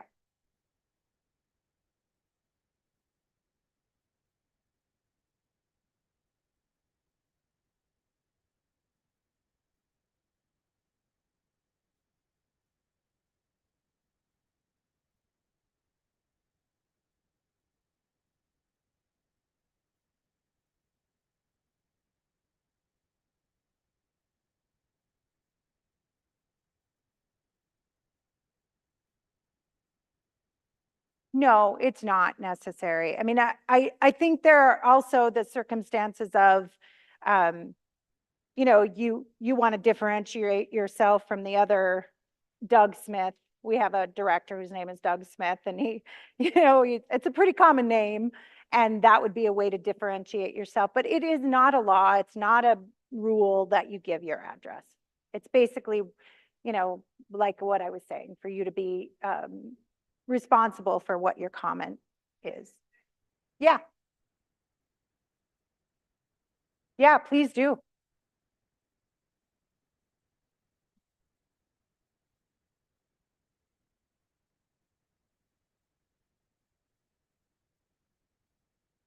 Address.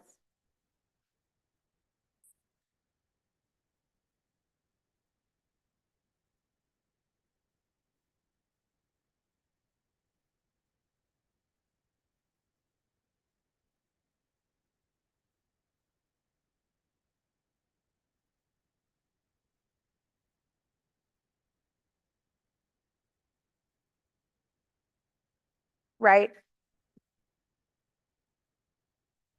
I like how you look at me when you say that. I was gonna say it too. You didn't.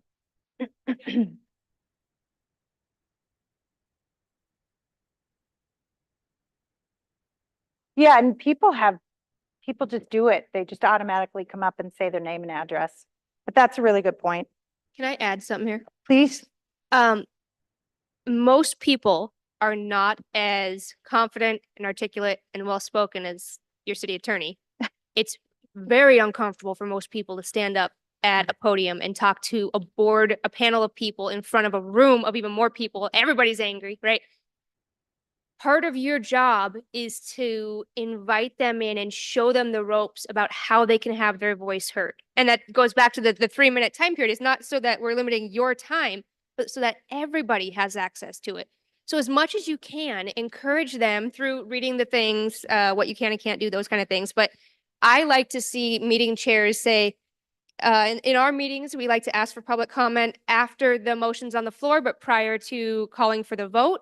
So you'll see on your agenda, public comment times are highlighted in yellow. The chair will ask for the public comment at least 3 times during that time period. You're welcome to come up, form a line, do all the things. Once everyone has had an opportunity to comment, we will close the public comment period. At that point, we'll go back into board discussion. And you probably should tell them, you are invited and encouraged to speak during public comment, but you cannot interrupt the discussion of the board during board discussion. You don't have standing, basically. But tell them when they're going to be able to talk so they don't get antsy and think they're going to miss it. Make sure they understand how it's going to be called out, what's expected of them. We'll ask you to come to the podium. We'll ask you to state your name, share your thoughts. We'll put a timer up here. You and everyone else can see how much time is left, so it's not going to jump out and surprise you when you get close. Set it up so that they can feel as comfortable as possible for the vast majority of the world that did get the gene that's uncomfortable with speaking in public, Right. and give them a chance to participate in a way that they have a right and an expectation to. It's like we planned it. Ashley is perfect segue to the tips and tricks for calming disruptive public. I liked this comic here. And while there's no reason yet to panic, I think it only prudent that we make preparations for panic. So that's kind of what this is. We don't need to panic yet. There's nobody here is expecting that the public's going to show up angry. But if they do, let's have some tricks, right? So allow the commenter to finish. You've got somebody that's angry, agitated, pointing a crossbow at you, and you have a 2-minute time frame. They do it 10 seconds before the end. Do you need to disrupt them and ask them, or could you just let the time go? I say that because, I mean, the crossbow example maybe isn't the greatest example because no one wants a weapon pointed at them, and maybe you should always tell them to put it down when that's happening. But the point, I guess, is that one way to just let this be is just let them comment, run it out, ask them to promptly leave. If they don't, then you remind them, your time is up. Please wrap up. If you don't have time limits, wait until they start to repeat themselves. That has been protected by the Supreme Court, US Supreme Court, that if they're repetitious, unduly repetitive,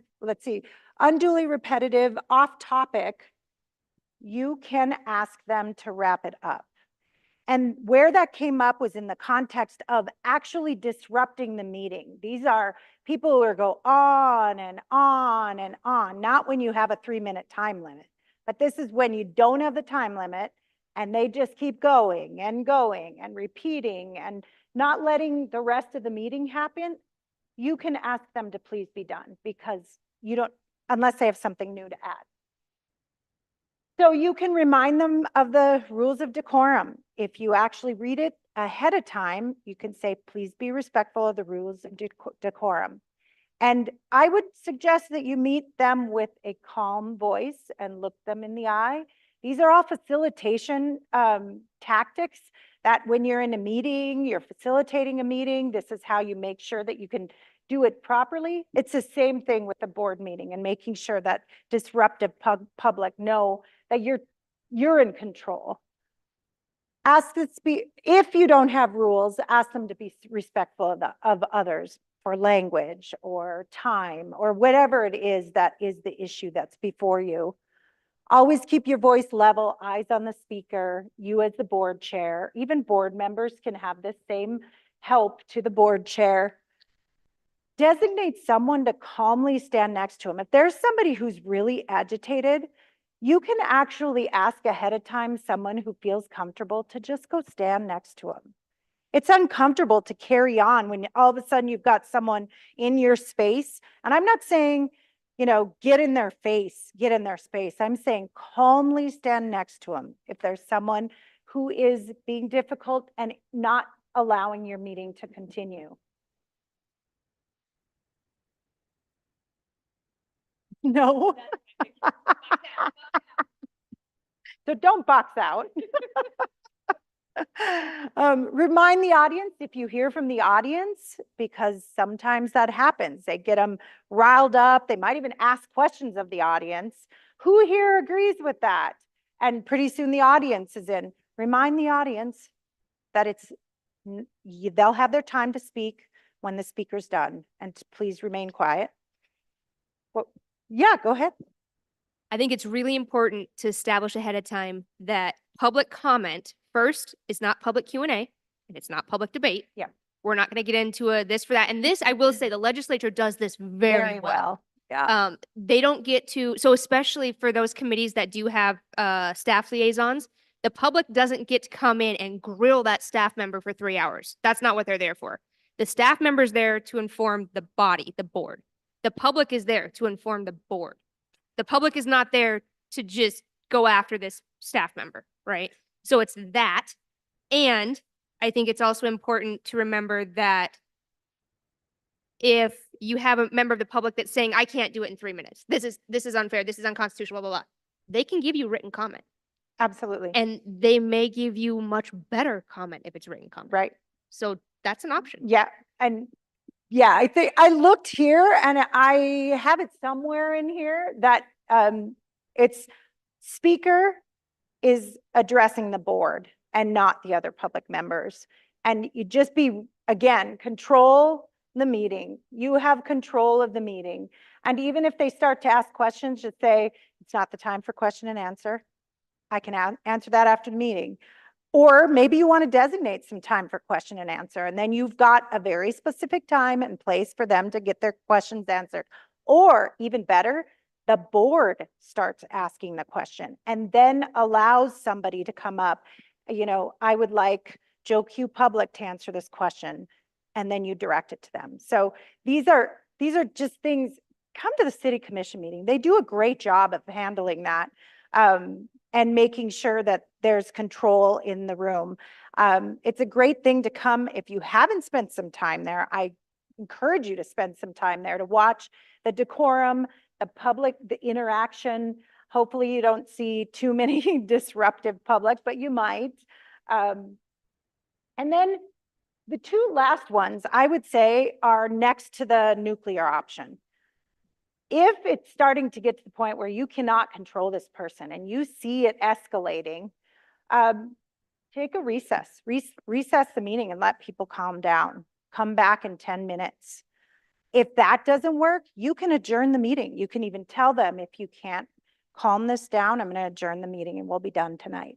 And that is another, that you're not affecting anyone's freedom of speech at that point, because there's no more meeting.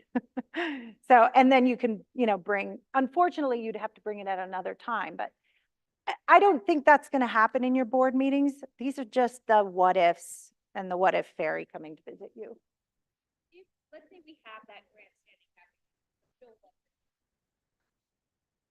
How do you, I like to practice this. Yeah. In real time. So they're up there, they're talking, they won't stop talking, and the chair says it's time for a recess. How do you do that?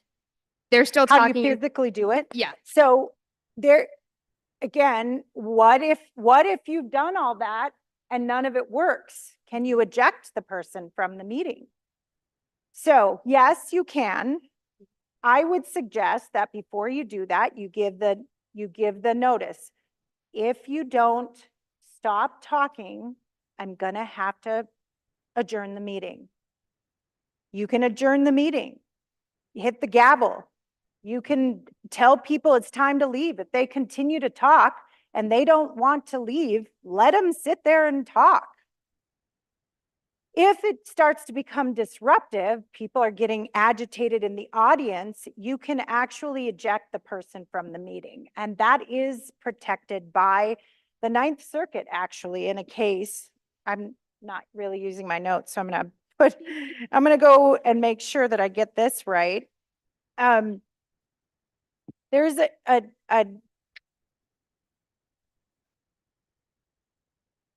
there's a standard that you can use if you're going to kick somebody out. And I don't know that you were talking about kicking people out. You use it as the nuclear option. You know, that's what this is here. And there's a standard for that. Norris v. City of Santa Cruz and the Acosta versus City of Costa Mesa, both of which are in the Ninth Circuit, which is our circuit in Montana. In this case, in the Acosta case, the city council was dealing with an agreement for their police to actually act as immigration agents in the city of Costa Mesa. Acosta was an advocate for undocumented immigrant workers, and he stood to speak at two different meetings. In the first meeting, he called the mayor a racist pig. He then said it two more times, elevating it to a fucking racist pig during the meeting. And then in the second meeting, in that same meeting, he was speaking to the audience, asking them questions, and they were clapping and standing. So you can see how at the first time he said this, you should have handled the situation, maybe even adjourned the meeting, asked him to stop. They let it go on until it got to this point. And then the mayor recessed the meeting to calm them. The police tried to escort him out of the meeting, and he kept talking and wouldn't leave. So again, Ashley was really good preview to what we were going to talk about. Police tried to guide him out the door and he resisted. And the court found this disruptive enough, you think, to eject him from the meeting room. So In the circumstance we're talking about, it got even more egregious than what Ashley was talking about. He used some pretty offensive language.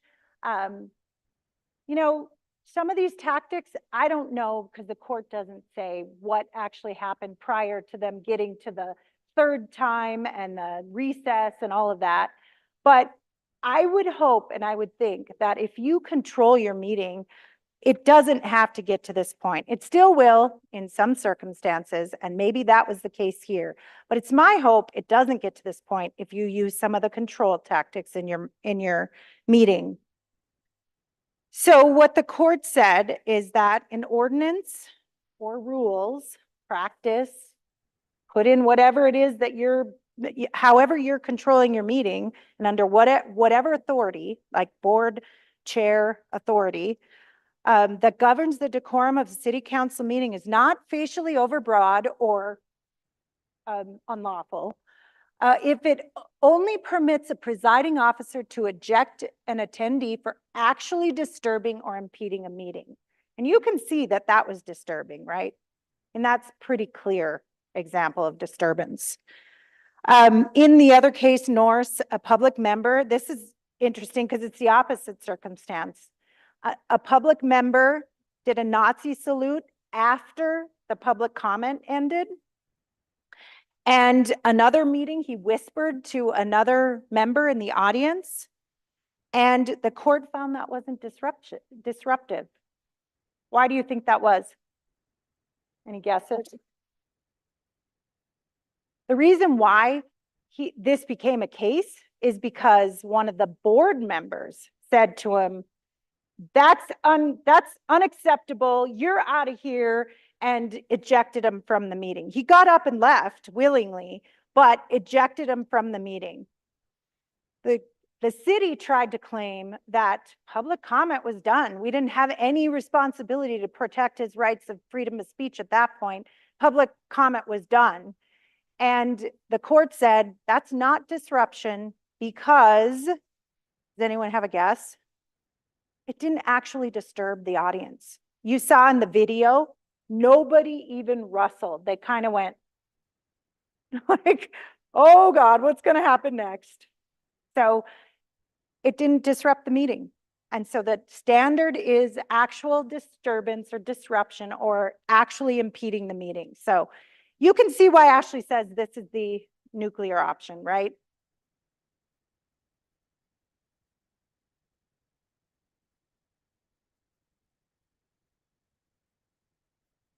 Yeah, you know, I thought that too. I didn't actually see the video.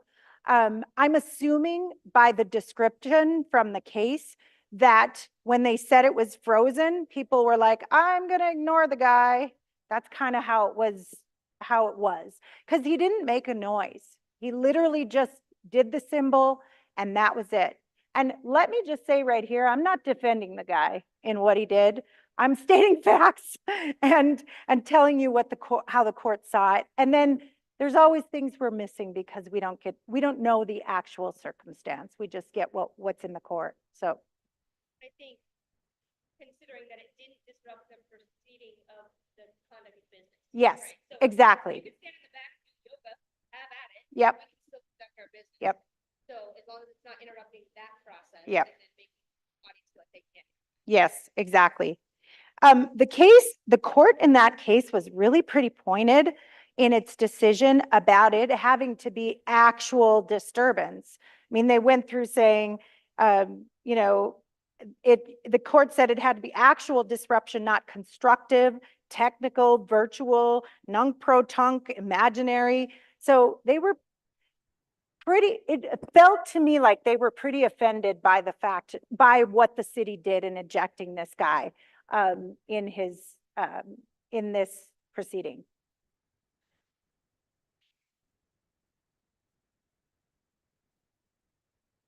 Absolutely. Yes. Yes. Yes, absolutely. All of the things that we talked about here, wait, let's see. Here, you can still do. All that was if you're considering ejecting someone from the meeting, The standard is actual disturbance, an actual disturbance. But you could still say, please respect others in the audience. That's disrespectful. And let that be. And I think there's a lot of best practices. Like you will see elevation of tactics if it doesn't stop. And so these are ways to not to calm it before it gets elevated. And I would say go to these every time before you go even think about ejecting. And like I said, you can adjourn the meeting. No one's there for him or her to speak anymore. So be all disruptive you want in the empty meeting room. Have at it. Have at it, yeah. Well, and I think thinking about what Becky said about facilitating and facilitator skills, it starts with education, right? So if somebody's going way over their time, you ask them to wrap it up. And then in between public comments, the chair could say, chair just wants to remind the public that you are here with a 3-minute time limit. So please keep your comments to 3 minutes. And you just kind of do it for everybody, right? And then the next level up is, ma'am, we asked you to keep it to 3 minutes. You're now at 5.5 minutes. Please wrap it up in the next 15 seconds. And then they won't stop talking. So the chair says, so as they're talking, I would entertain a motion for recess for 10 minutes. So moved and seconded. The votes have it. It's approved. We will recess for 10 minutes, come back at 6:25. So you're doing that while they're talking. So Yep. you have escalation Yep. of interference. Absolutely. That was the great, I should have been like giving you some like cues, and that was a really great way of illustrating how to handle a meeting when someone's being difficult. Yeah. So here's some examples of actual disturbance that cases have dealt with and found actual disturbance. Now we don't have the circumstance. So going back here, I just want to point out, I don't have a pointer, I don't think, nope. It's measured by the effect on the audience, not by board members. So if you feel offended and you want to go, oh, if the audience doesn't care, that doesn't matter. It's an actual disturbance in the audience, and that's how you determine the ejection criteria. Assess if language or action has impeded the ability of the body to get through the agenda. So that's kind of the bottom line.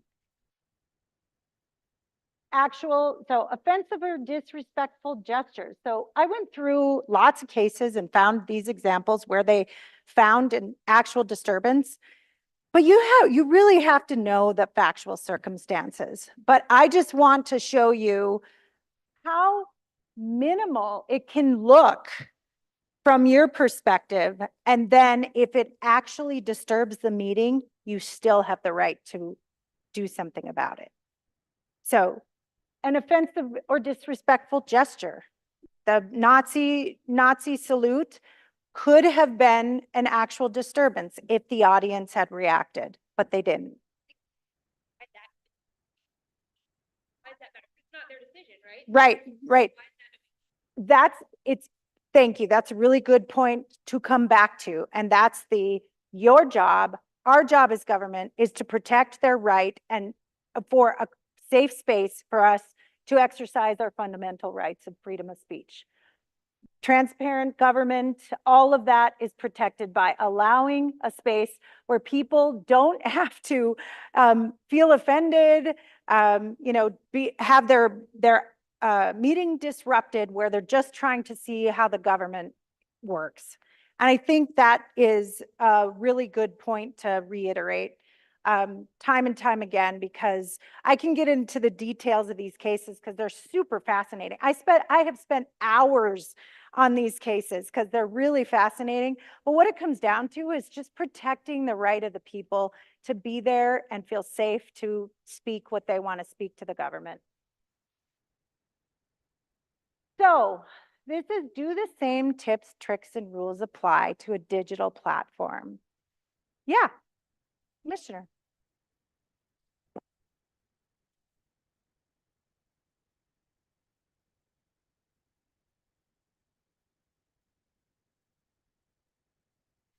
That is such a good question. And I toyed with the idea of saying, what happens if you have a disruptive board member? How do you handle that? I didn't get into that because there's I could go on for another hour perhaps. But you all in your role as board members control and have an effect. Is censure allowed in certain circumstances? Yes.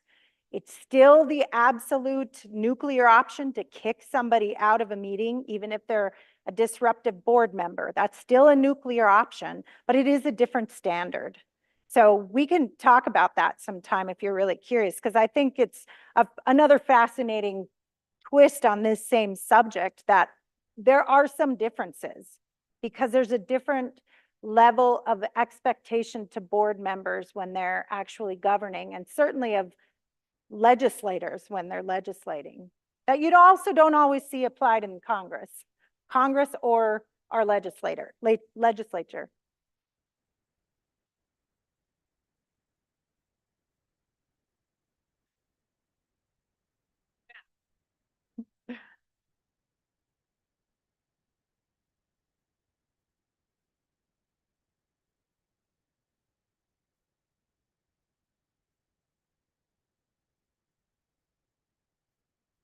Right.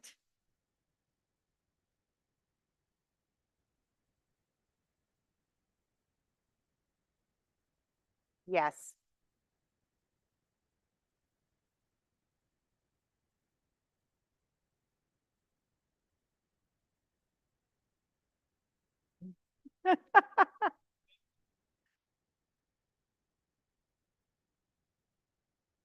Yeah. Yeah. I say this and I'm pretty sure I offend people, but it's true.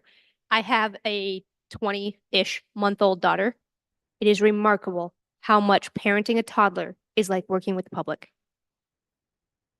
They get into that dysregulated state and you're not going to get to them with logic. The facts, the figures, the rules don't matter. The best thing, probably tell me, that I tell people you can do is, I hear you. I know this is frustrating. I can see you're passionate, validating that this is important to me and I have to be heard.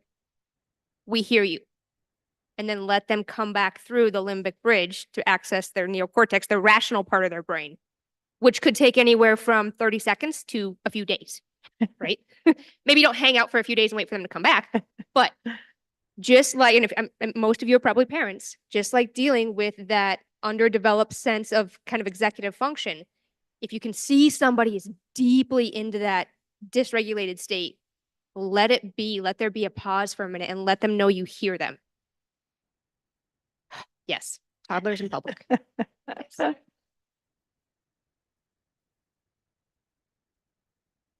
Absolutely. Yeah. Yep. Mm-hmm. Yep. Yes. Yeah. I don't know if you all heard that, but other board members can actually help with that dysregulated state and any other disruptions by just being that calm presence and helping regulate as well. Yeah, absolutely. Yeah. And you could say, like, if you're the chair and I'm over here just, you're not listening to me, I'm trying to tell you something. And Alex is another board member. She could say, Member Kent, I think what I'm hearing you say is X. Chair, are you understanding that what she's saying is this point? Because now she's my adversary, right? So now I have another ally. Whether Alex agrees with me or not, she's just saying, I hear you. And that goes a long way to help people feel like they're at least, there's something on the other side of the chasm. Yeah, I think that's right. So I just want to spend a little bit of time on this. The standards are the same, but how much can you see an audience to determine whether or not they're being disrupted when there's a digital platform? That's a little more difficult, isn't it? So we're running out of time, and so I want to get to a case study on this. So I just want to throw out there that I do think this will be an evolving place. I think we will get some guidance on this eventually. There's not much that has percolated yet but there's a ton of law. There's a ton of case law on the pandemic and Zoom and all of that. But I would just throw out there, thinking about this as a board chair, can you mute somebody? Is that the same as, you know, ejecting them from a meeting? Yeah, the reason why, do you have a reason why you would say no? Yeah, yeah, if it's escalated to the point where you have to mute them.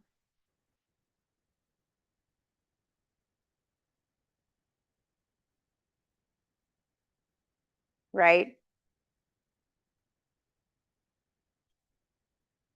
Yeah, you know, I guess the point I was getting to, similar to what you just said, is that it's hard to assess how people are reacting to this.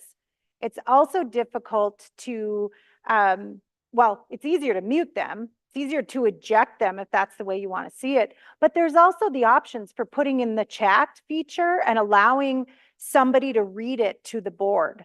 That's not really an option in an in-person meeting. If you eject someone or you mute them, they're done commenting. And that's a little different in a digital platform. No, it's no, it's not live. You can actually comment and Danae will read it into the record. And and that's all. Am I right about that, Danae? Yeah.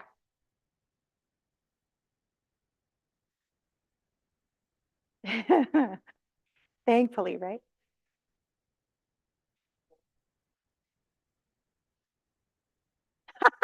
I know what you're going to talk about, and I would if you didn't. I've had that. And I don't remember, I can't remember. I can't remember. Everybody had your headlights. Like,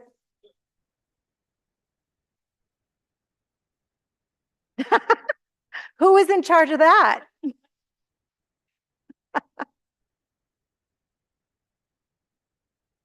Yeah, that's okay. It's perfect. Yeah, exactly. Thank you.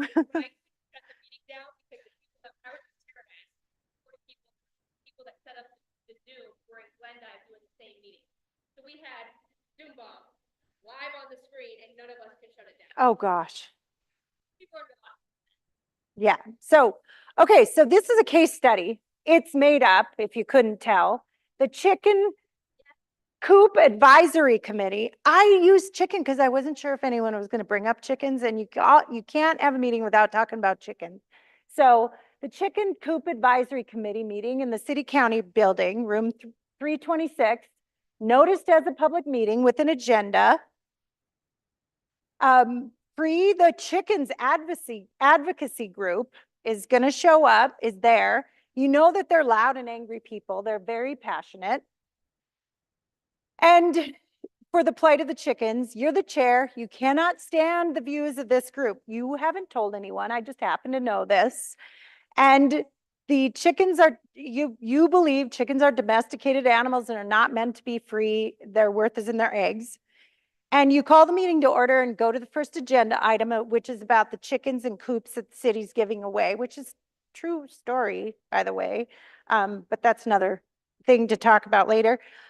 So I would like, I have another slide. I'd like, as I'm going along and reading this, for you to interject and tell me what you would do if you were the board chair. Okay. So if you don't, I'll call on you.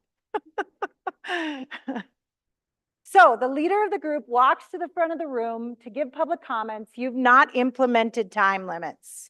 You don't know how long this is going to go on. He starts with comment about the inhumane treatment of chickens, and he's visibly agitated.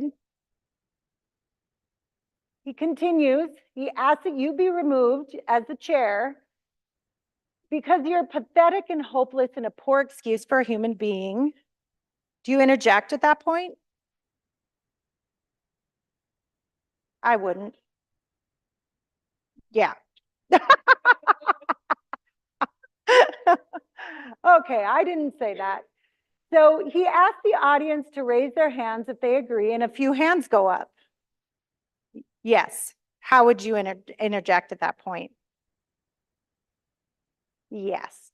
Ask the person to address the board only at that point. And you do it calmly, even keeled. Yes, good job. So he tells the advisory board to do their fucking jobs. I like when I get to swear on stage. And advise the commission to create rules for humane chicken ownership.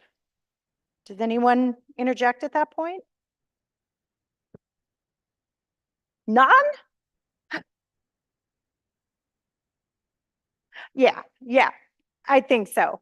If you have read the rules of decorum, did you notice I didn't say you read the rules of decorum? If you have rules of decorum about language and being respectful, you remind them of that. But otherwise, you just remind, please, there's other people in the audience, don't use that language. Do you do both of those? Like if this keeps going, do you keep reminding them? So now you've interrupted them twice? I think you do. Because what it looks like to me, and what I've meant, I wrote it, so that's not fair. But what it looks like to me is that it's elevating and that he's getting agitated, I said he, right? I'm not, yeah, he. And that, the audience is now getting involved. You're worried about losing control. So now if you in the audience are clapping, it's getting off the rails, right? Yes. Yes.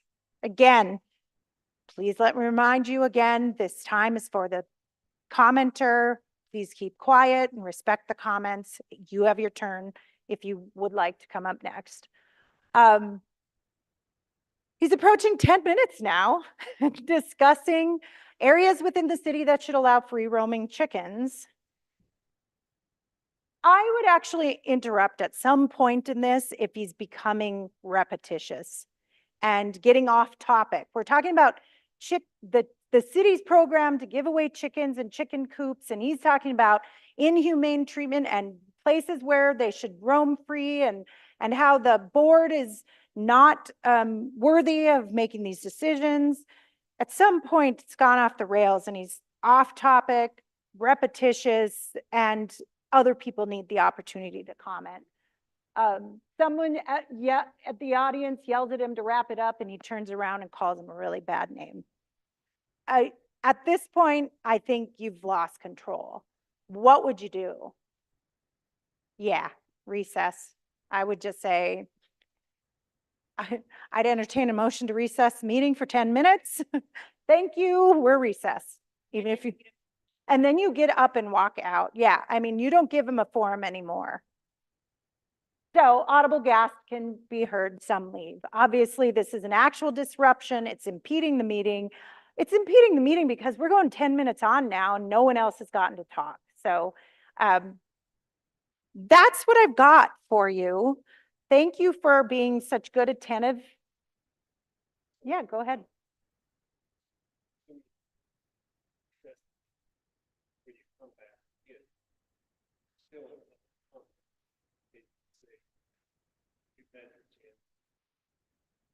Absolutely. Yes, absolutely. Yeah. Yeah.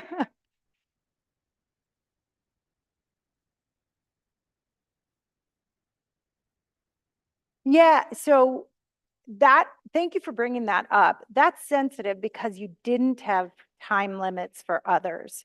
So you let this guy go on for 10 minutes, and someone who has a comment that might take, longer than you'd give them would say, you let that guy go, you didn't let me go. So I guess my suggestion is that you all have time limits and you apply them evenly. It can be 5 minutes. If you don't have people that generally come and comment, it can be a 10-minute public comment. Although then I would ask, is that really a time limit? But you can put a time limit on these now and start implementing it. Start implementing rules of decorum. Allow people to start knowing that you're going to control it. And you can say it's not because we want to limit you, it's because we want to protect everyone. You can probably guess the reason why I'm up here is because there have been examples of difficult things that have happened in board board meetings, advisory board meetings. And so it'll come to you next. Stay tuned for a disruptive public coming to you next. So.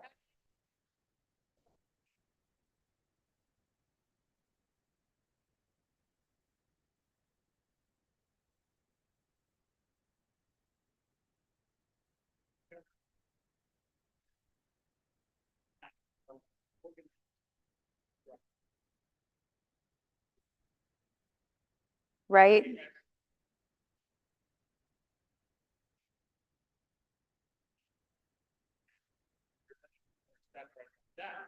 They're saying you bring some of the board meeting. Maybe have a little bit more other alternatives, some other reasons. Another agenda, right?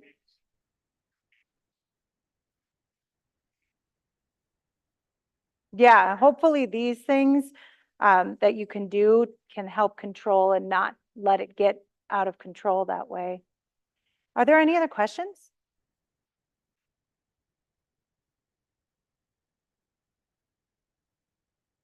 You can have them on the agendas, absolutely. Yes. In fact, you, I bet Danae has something to say about that.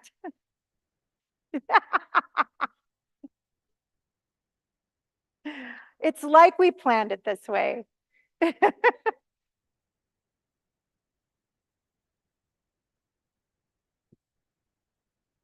Oh, oh.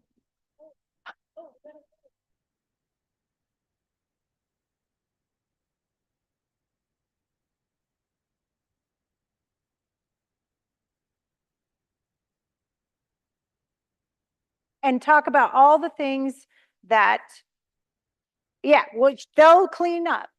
Thank you all for being so attentive. It's fun to talk to a group that talks back.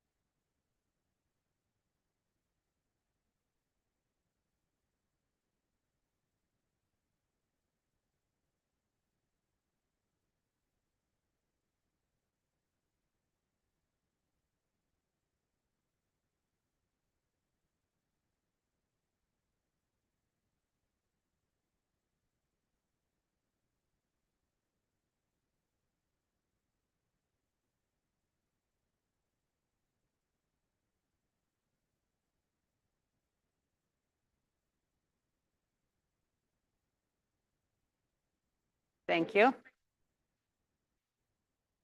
I see there's still some people out in the lobby, and hopefully I'm a loudmouth and they'll start hearing me talk, so they're either running away or they're going to tell people that I'm yammering on in here. So as I said, I want to be respectful of everyone's time and not keep you here all night. I really genuinely appreciate you being here. This is super important. I won't cover a lot of the stuff that I had planned on because I don't want to browbeat you with the same points over and over again. So we'll fly through a few slides if you'll indulge me. Okay, we're getting most people back in. So my name is Danae Claiborne. I am the clerk of the City Commission. For those of you that don't know me or haven't spoken with me before, I have with me this evening the Deputy Clerk, Alex Montiel.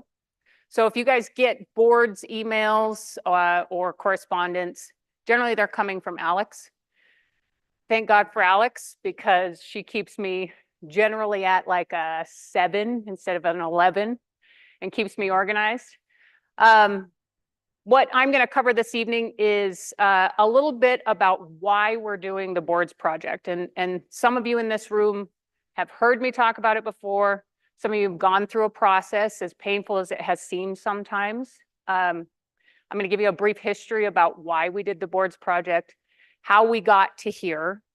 I'll talk a little bit about the organizational structure of the city, which might help explain some of the reason that I'm here right now. So that's all right. We'll get started. I do want to cover a few housekeeping items. One is that on the back of the agenda is a sheet that Alex created, and it's a very simple quiz. It's just to ensure that you were taking away some basic items from this training tonight. It also is the attendance. As you well know, probably at this time, if you have received an email, the City Commission is requiring the board and committee members that represent city to participate in one board's training a year. And we'll talk a little bit more about that. I do get some questions pretty regularly about why we have to do it once a year and not just once a term. And I actually just spoke with the commissioner earlier about that concept. Some of you have spoken to me directly about that. I will say, I've sat through these presentations countless times. I've learned something every time. They always change, and the rules are always changing. The public you engage with, they're always changing. So I think it's really important, like any muscle in our body, we need to flex it and exercise it occasionally. So while it may seem tedious, you are a very important part of this structure, and we really want you to understand as a city organization and as a representative of the commission, as their staff person, that they take this seriously. They want you to take it seriously. So once a year, you'll get a Jimmy John's sandwich, some chips, glaze over for 3 hours, but hopefully walk away feeling like you took something away from this training that you didn't last year. So I really appreciate you being here. Yay! Holy mackerel! Can someone write that down? I didn't think that I'd hear that tonight. So we did do the housekeeping with the attendance sheet / quiz. Staffs or the sign-in sheet up there. If you haven't signed in, please also sign in there. Follow up on a couple of topics that came up tonight. So if you all will bear with me for a few more weeks, Ashley talked a little bit about how government works at a glacial pace, and that's for a good reason. We want to get as much input from everyone that is necessary on all of our policy decisions at a staff level, in addition to get the best direction from the commission. And that's who I work for. I work for the commission. We are currently working on an electronic meeting policy / resolution. Becky and I have talked a little bit briefly about it. I'm going to be bringing that forward after she and I go through the nuts and bolts of it. I actually sat through a summit with Dan Clark, Ashley's partner in crime, last week, and he was talking about parliamentary procedure in public meetings, and very much the topics that we're talking about this evening, and decorum. He spent 2.5 hours answering a lot of questions from folks from smaller towns who have the same problems you all do in your board meetings and at their council meetings. And he said, you know, this is really complicated stuff. And after he finished, I raised my hand and I said, so Dan, I want you to apply everything you just described to an in-person meeting to an online meeting now. And think about how much more complicated it can get, to Becky's point, because you're not engaging with that person in one-on-one in real life. It's an entirely different ballgame. And there are communities across the country that are grappling with this topic. Some have just gone the, I'll call it the easy way out, and they've decided to adopt a resolution that simply says, we allow electronic meetings, period. There are some communities that have clearly been through the paces. Commissioner Logan referenced the infamous Zoom bomb at the city of Helena. I was at the helm that evening, thank you. I won't go into the dirty details, but you've never lived until you've seen an 89-year-old board member staring at some very graphic porn front and center on their screen, and his face, like the Brady Bunch, is the only thing you're seeing. And he was smirking because, I mean, what else are you gonna do? We, in 2019, we didn't know what we were dealing with. This was a whole new world order. And since then, we've tried really hard at the city to be very sophisticated about how we approach these meetings at a commission level. The commission has determined, as some of you well know, that every meeting that's a public meeting, and that means you all in this room, shall participate in a digital realm. And that is to open access to their government and to your processes as much as possible. And so what we're working on is that resolution to answer some of the questions that you have brought up here this evening.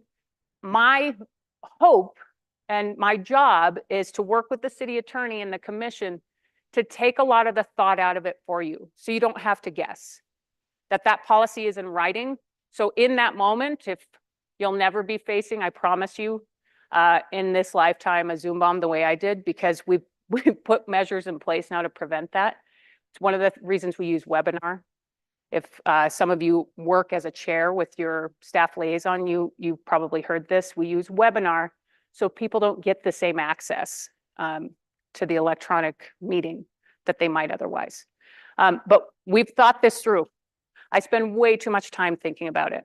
So I promise you that we're going to take a lot of the guesswork out of it for you, because you don't do this for a living and you shouldn't have to spend that time. So that policy is coming.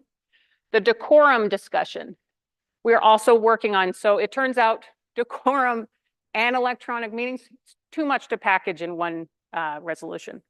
It's really complicated. The commission has gone through several meetings where they've talked with me about potential revisions to their bylaws, how they might want to handle some of these complicated questions you've brought up here tonight. What I am proposing to them is that we instead adopt at the city of Helena, very much like some of the other municipalities have, a public meeting policy.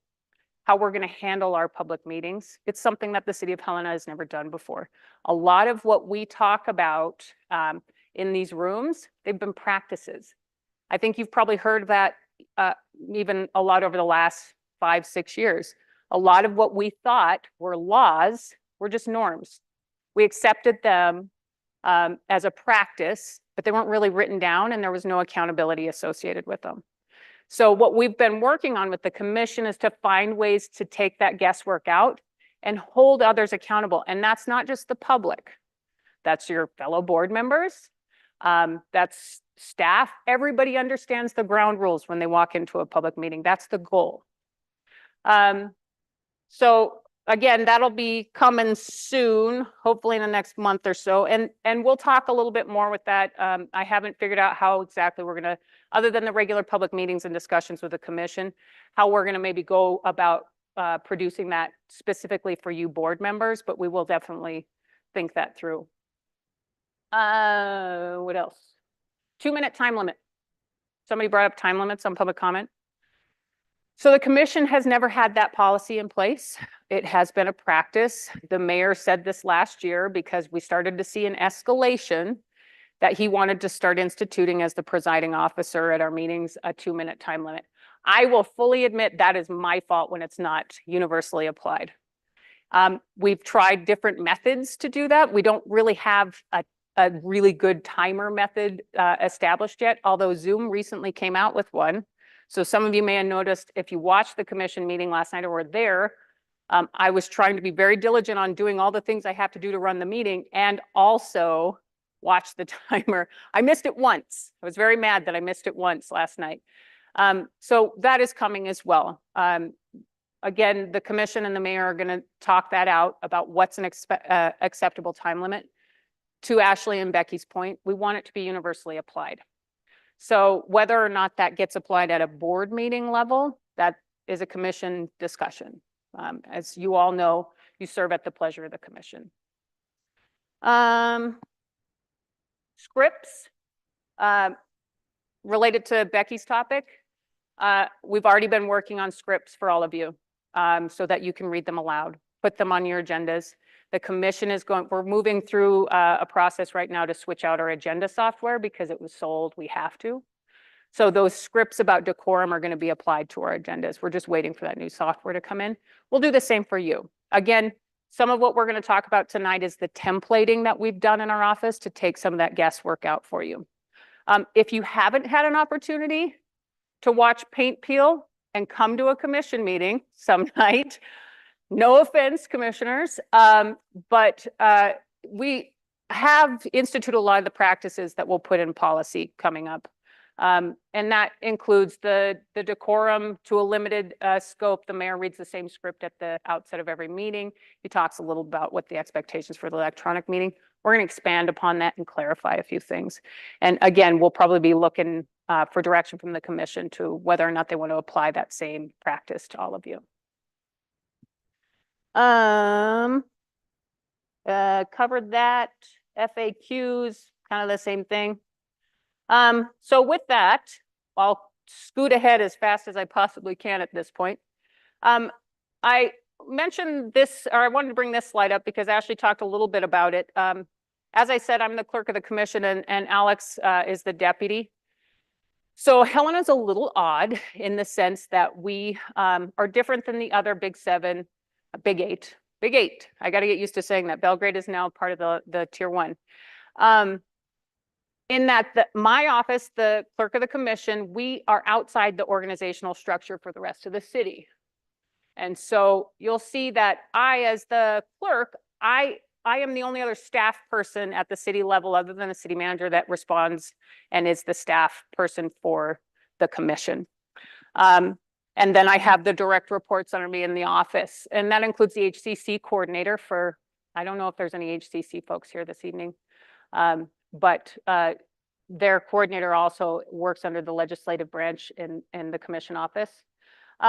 So I am essentially I manage the legislative affairs for the city.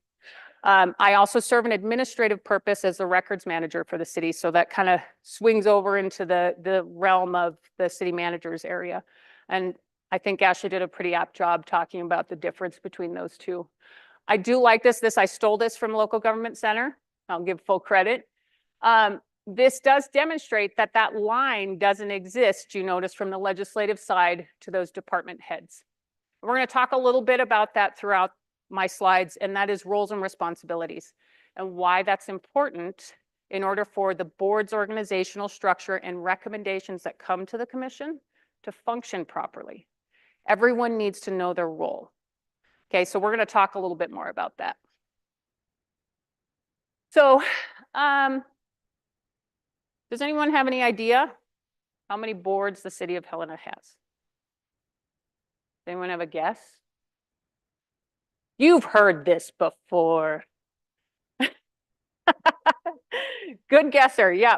So we have approximately 33 boards, and we'll talk a little bit more about that, but I want to talk a little bit about why we have boards in general. So we have them for public engagement, community representation, policy development,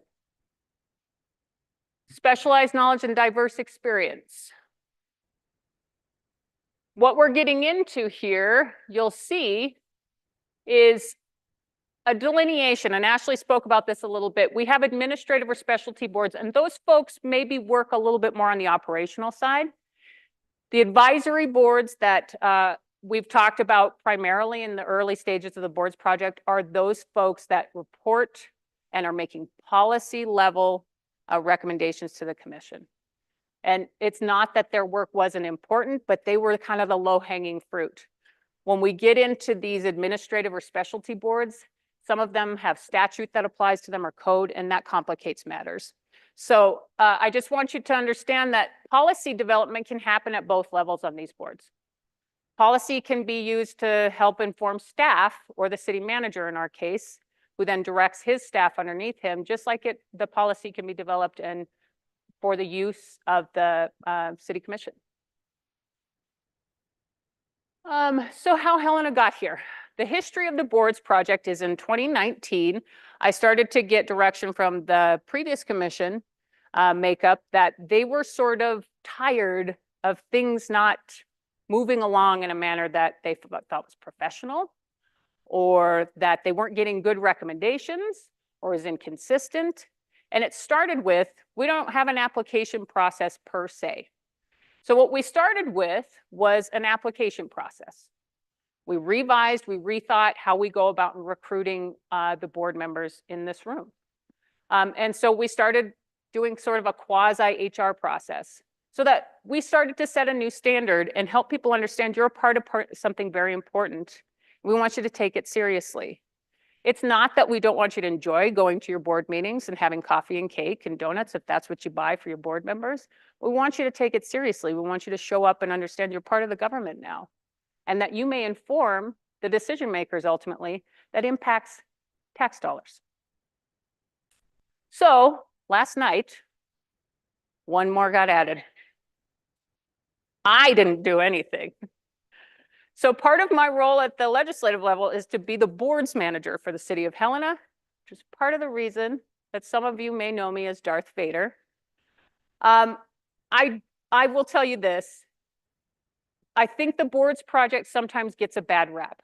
And I say that understanding from the outside looking in, it probably feels that way sometimes. Change is hard. And if you're used to being able to operate a certain way, and then mean old clerk comes in and is like, the commission said this, and I'm going to make you do this, it probably feels a little punitive sometimes. I will tell you the number one goal that the commission wanted was to provide consistent process so everyone got a fair say in what came forward. And that's not always easy. It meant that some people were way back behind the finish line because they were meeting up, having coffee, not talking about anything, didn't have an agenda, didn't know what they were going to do. And then they're like, well, see you next month. Never getting anything done. And then some folks were way in the weeds. They were advising staff, directing staff, telling others how they should go about doing their business. Even members of the public. We had members reaching out to state senators. We had members of boards reaching out to federal senators, saying that they were part of the city government. Knowing your roles was really important to the commission and helping people understand that they belong all at this one space. So in 21, we had a meeting and they gave me some direction along with the city attorney and the city manager at the time. Well, that city manager, she resigned at some point. That city attorney jumped ship and went to the Montana League of Cities and Towns, traitor. Guess who's left standing at the end of it with the direction from the commission? And they were like, go figure it out. So what we did to the best of our ability with our limited staff was come up with ways to template so much of what you guys have talked about tonight and make it easy on you. Okay, that was our first goal. We needed to have an established way to track our membership and to keep retention. We wanted to know who was coming and going out of the boards. That didn't exist before. And so we established a database that is the central hub to communicate with staff liaisons. So we all know who's on what and what those folks are responsible for, what their terms are. If they leave, we now know that they left. We can track when they come and go. And some of that seems probably simple. When you're dealing with 33 boards, now 34, hundreds of people, it's quite complicated, I can assure you. So then the governing policies that they wanted to see resolutions created because we did have some boards that once upon a time were created essentially in minutes. It was like, hey, this is a great idea. And we're at the commission meeting.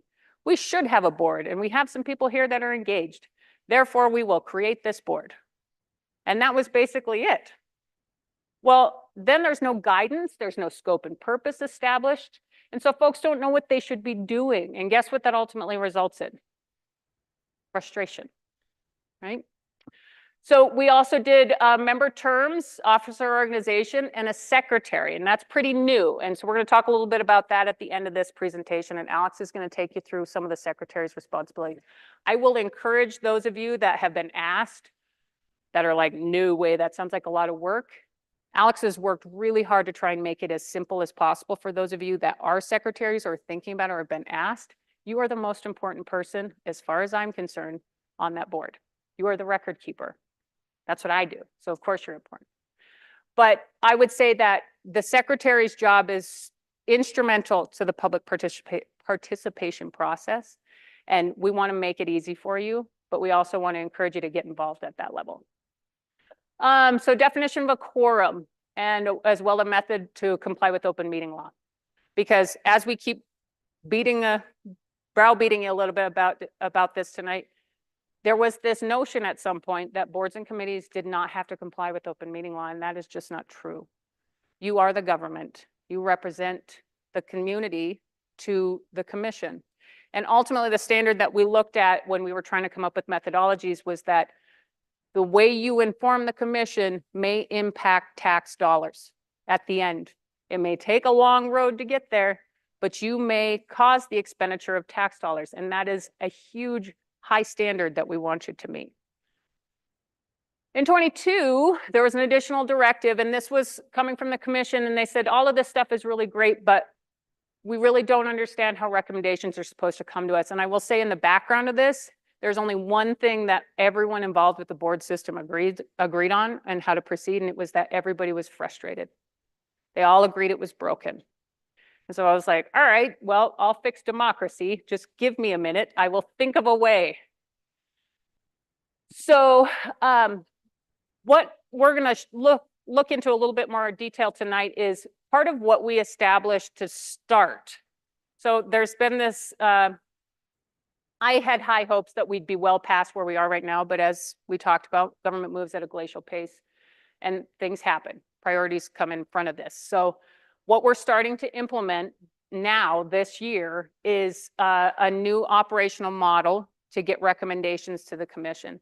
And really what it does is it puts the boards and committees at the proper appropriate level so that policy recommendations can get to them, and then operations, strategic implementation can happen at the appropriate level through the city manager and staff. So just to go through these really briefly, I won't spend a ton of time. We developed these templated agendas and minutes. And Alex is going to go into these, so I don't spend a ton of time, but the goal was to try and brand these to look very much like the commission's product. So they understand, anybody that comes along understands that you are part of the city organization. We're all one part of a whole. So templated governing docs includes the resolutions creation. Some of you in the boards that you serve on have already gone through this process, and you'll see the highlights that we went through. Couple of things I want to point out, term limits and term periods were important to the commission, and that was partly because they were hoping to get new ideas, fresh folks on these boards. We had some boards where no judgment, it's not my role to decide if this was right or wrong. We had folks that were on some of the boards for 40 years. 40 years, that's a ton of institutional knowledge, but it also prevented other folks from being on those boards. That was a seat that they might have had some fresh ideas, but it wasn't available to them. So what the commission wanted to see is turnover at an appropriate level to get some institutional knowledge, but then give another person an opportunity to participate. Staff liaison role and responsibility was established because, as we keep talking about, we have to define those roles and responsibilities so that staff understand they report to their supervisor, who then probably reports to the city manager. They do not report to you as a board member. You will always remember that you're part of the legislative branch and a very important part. So you stay on that policy level. Sure, go, Bob.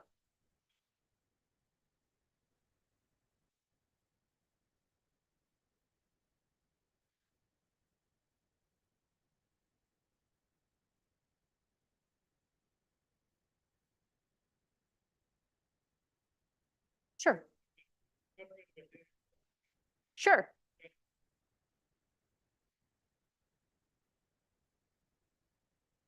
Sure. Yeah, oh, of course. Most of your staff liaisons, they get it. They actually, what we've talked a lot about internally, and there's a couple of staff liaisons, I think, at least one, that are here tonight. Leah is awesome. They understand that your role is super important as boards, but it's difficult to serve two sides, right?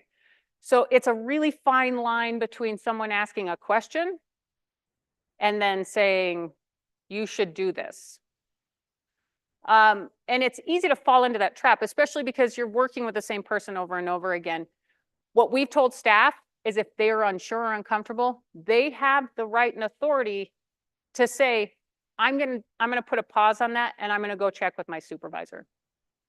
If they feel uncomfortable and are not prepared to answer that question because either they didn't have the information, which very often could be the case, right?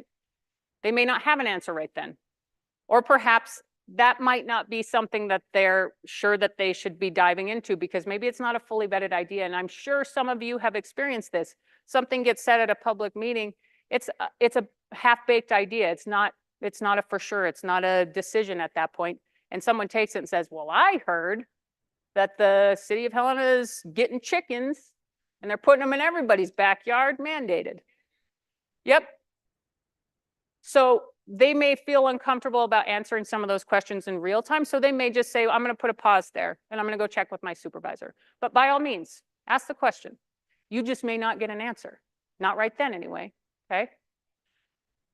Annual report.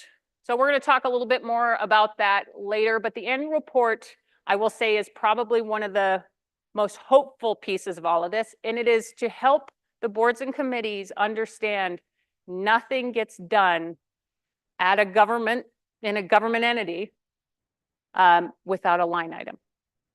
Even if you're trying to advocate for a policy change that's nebulous, it may require a master plan. Does anyone know how much money goes into master plans? Or even knows what they are? They are super expensive. I need to get in the master plan game. And so you may make a decision as a board to ask the commission to consider things that, as a board member, you're sort of by design in a tunnel vision. You have a myopic view of your topic because you're there to talk about this one thing. What we want you to do is take those great ideas and bring them forward in an annual report to the commission that we've asked staff, the staff you work with in your specialty, your area you work in, to identify the best part of their timeline for their budget. And then we say, when should the Golf Advisory Board bring the fee structure and their recommendation on that to you so you can start incorporating those changes and think them through as a director in your budget? Because there's two parts here that need to be considered. And when Commissioner Logan's sitting on the dais, he wants to have the most information possible to determine whether or not that recommendation from the board is going to fit into the big picture, because that's his role. His role is to make that decision at this big level, considering everything. And that includes the constituency, what the public wants. So that the annual report to the commission, we'll talk a little bit more detail in as quickly as possible, unfortunately, but that's something we're starting to roll out this year. And those timelines are established in the resolutions, those boards that have gone through that resolution process. The 5-year review of a board and committee. I will say this feels scary at the outset, but it doesn't necessarily have to be. Boards and committees that have these clauses established in the resolutions, they essentially say that the commission every 5 years is going to review that resolution. Because what happens every 4 years? An election. So maybe the commission, I don't see this happening, but it certainly could. The commission completely turns over. We have an entirely new commission. This board that was created 5 years ago may not align, that purpose, scope and purpose may not align with the current commission's priorities. You serve at the pleasure of the commission. They want to look at this resolution and determine whether or not the current scope fits with their priorities as the legislative body. And so we give them that opportunity. They may think you're doing an amazing job and probably will and say status quo. Or maybe it needs some tweaks. And that's also acceptable. You, as a member of the public and as a board member, should relish the opportunity to have a discussion about why your board is important and how you might even improve it in these 5-year reviews. I've had some people get like, ooh, that means we're going to go away. No, not at all. It's an opportunity to have that discussion and on a regular timeline, so things don't get stagnant, because that's one thing that I've heard over and over again from the public. Things just stay stagnant, stale. You guys aren't innovative. Here's an opportunity to be innovative. Yeah. Well-intentioned committees have been created.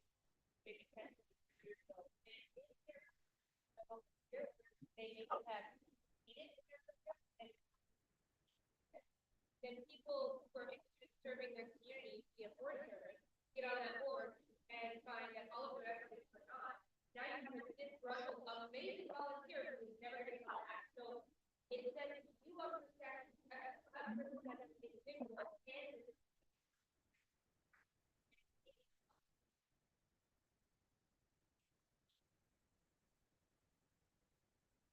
Oh, sorry. Yeah, So do you want to summarize real quick? The review is good for both sides because if you're a new volunteer and you're serving your community and you get on a board that unbeknownst to you has been dead in the water for 15 years because the purpose was served, now you're frustrated because you spent a bunch of time going to these meetings, nothing happened, commission doesn't care, and now you're exiting stage left because it's not worth your time to be involved. So that review protects both the city, but really also you as the individual volunteer. Okay, so I know we're getting over time already and I'm really sorry. So I'm gonna fly through a few things. The bylaws, some of you have also had to adopt these bylaws. Some of the QJ boards and administrative boards have adopted a version of these bylaws. These were established by the commission and it covers a lot of key points that we've already talked about this evening. These are all available through your staff liaison if you want to read them and talk through them with us. We're always open to talking about why these bylaws were established the way they were. Decorum for members, the expectation, corrective action by the commission, should they have a board member. Now, I won't speak for the commission member that remains here this evening, but this has come up amongst them as well. The one thing that I've said over and over again over the past 6 years while I've been working on this project is what's good for the goose is good for the gander. So the commission understands they too need to take a good hard look at how they operate. And that's why we're doing these resolutions coming up. So going back to this idea, solving democracy, how do we get recommendations to the commission?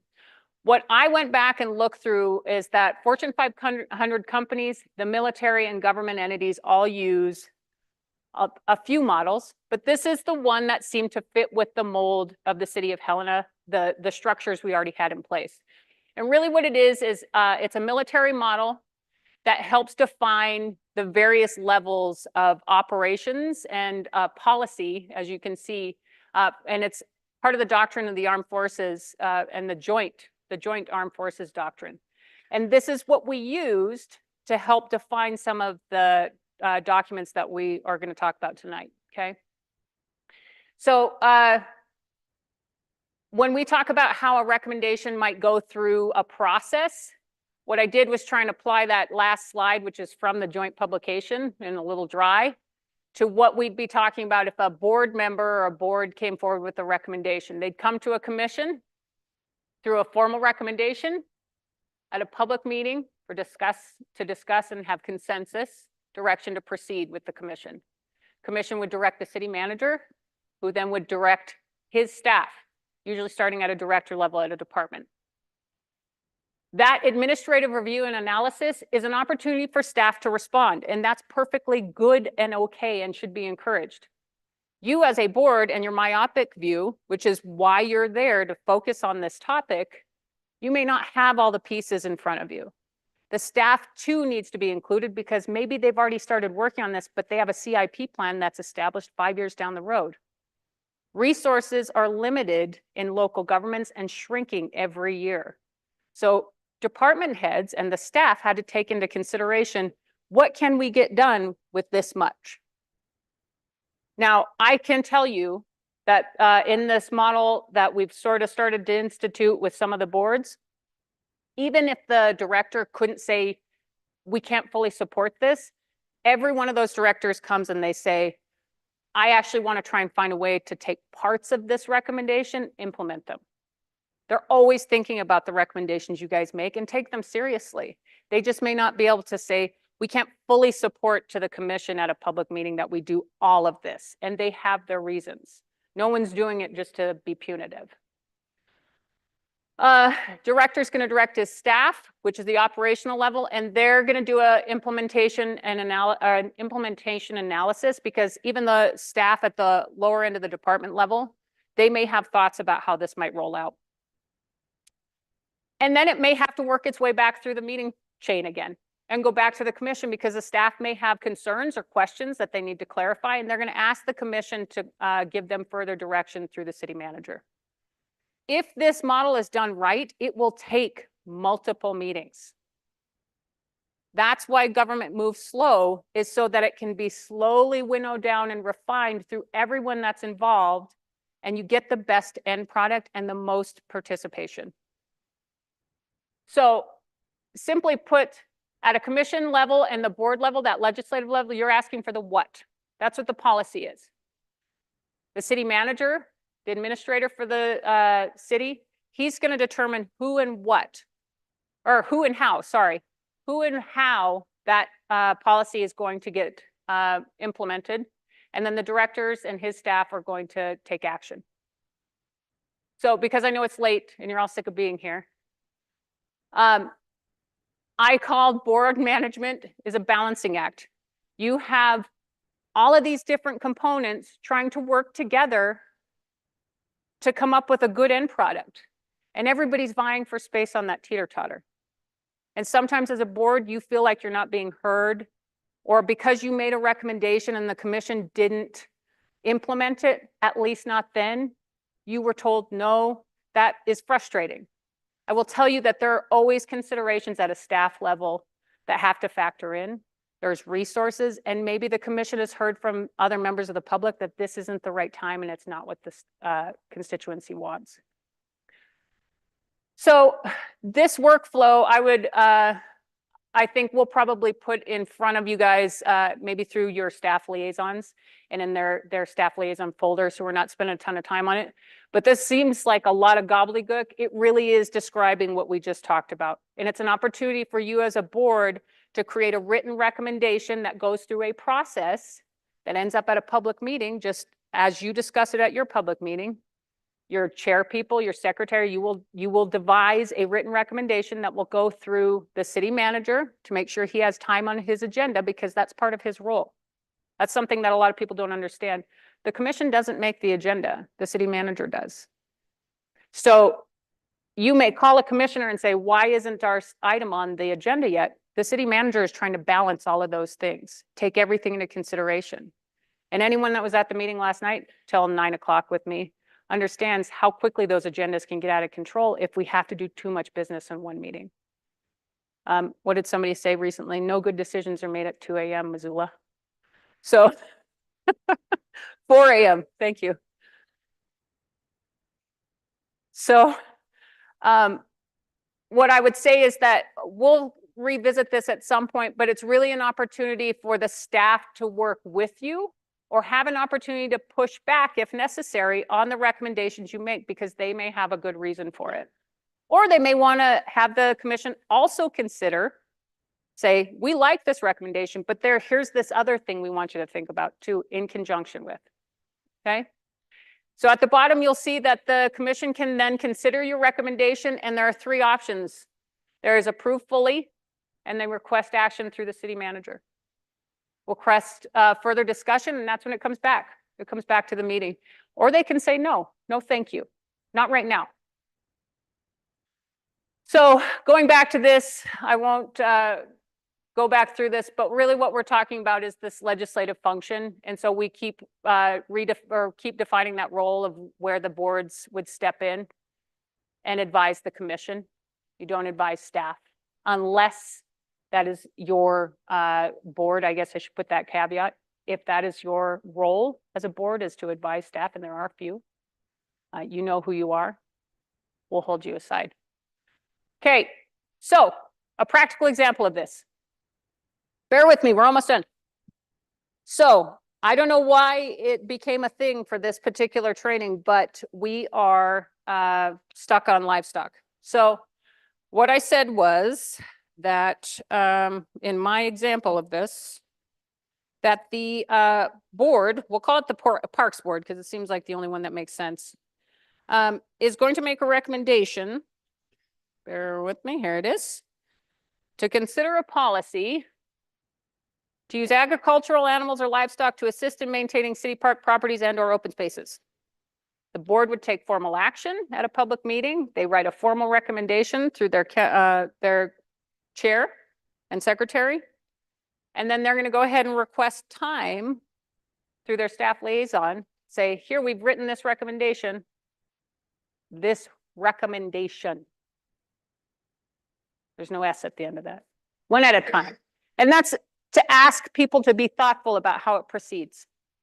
I can't police that and say that you shouldn't make 10, but I would ask you to thoughtfully consider if you give one recommendation and you spend the amount of time that you should on these recommendations, they come to the commission fully vetted and thought through and researched, the likelihood of them passing is going to be far greater. So the board is going to ask for this to be considered at a commission meeting.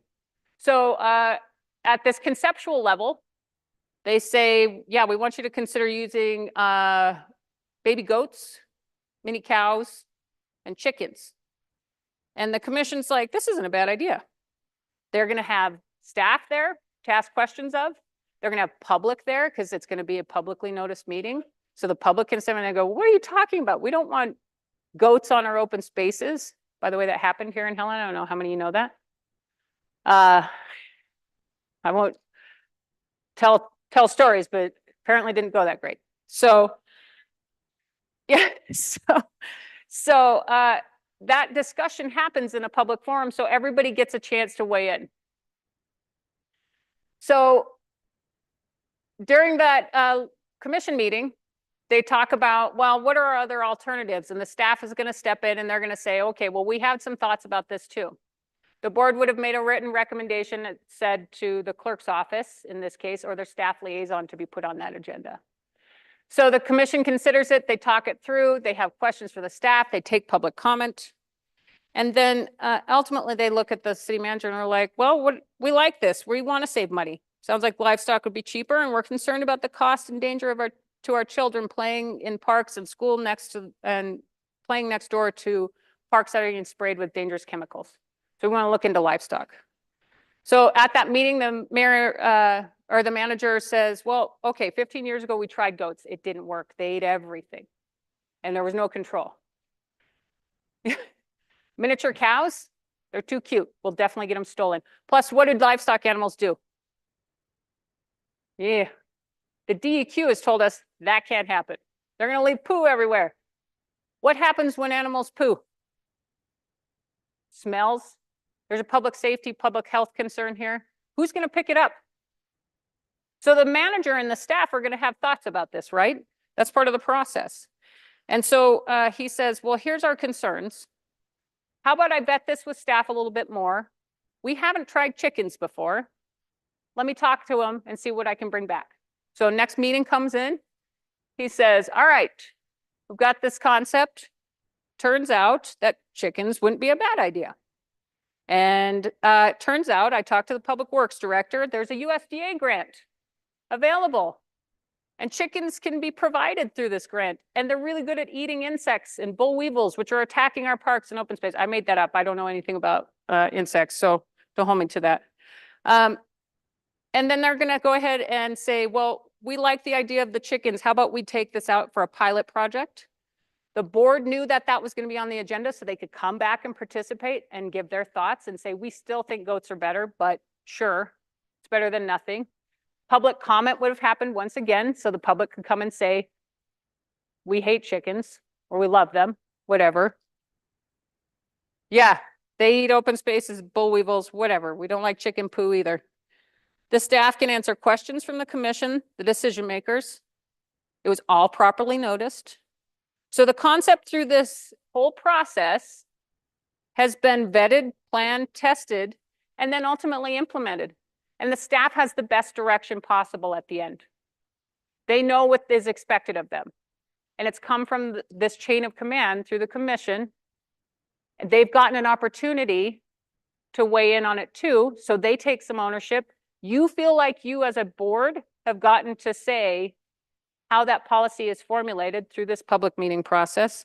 So what happens? Instead of everybody feeling like they're enemy combatants, you're now partners. You're partners in a process that took a while, but it got you a good product at the end, and the public was informed. So now that I'm through all that, there's supposed to be a goat noise here. The sound isn't working. I'm very disappointed. I want to say this. No is an acceptable answer. And more often than not, it may be the answer.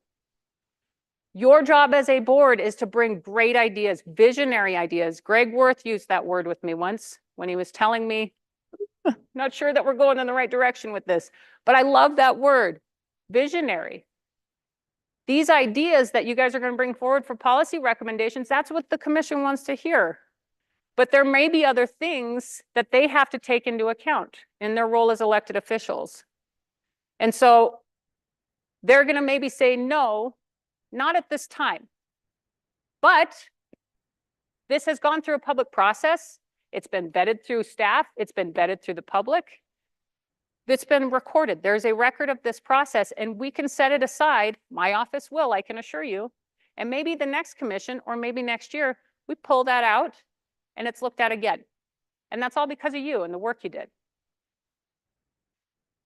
So these records are important. I'm talking about that a little bit more in the next section with Alex's demo, so I won't spend a ton of time.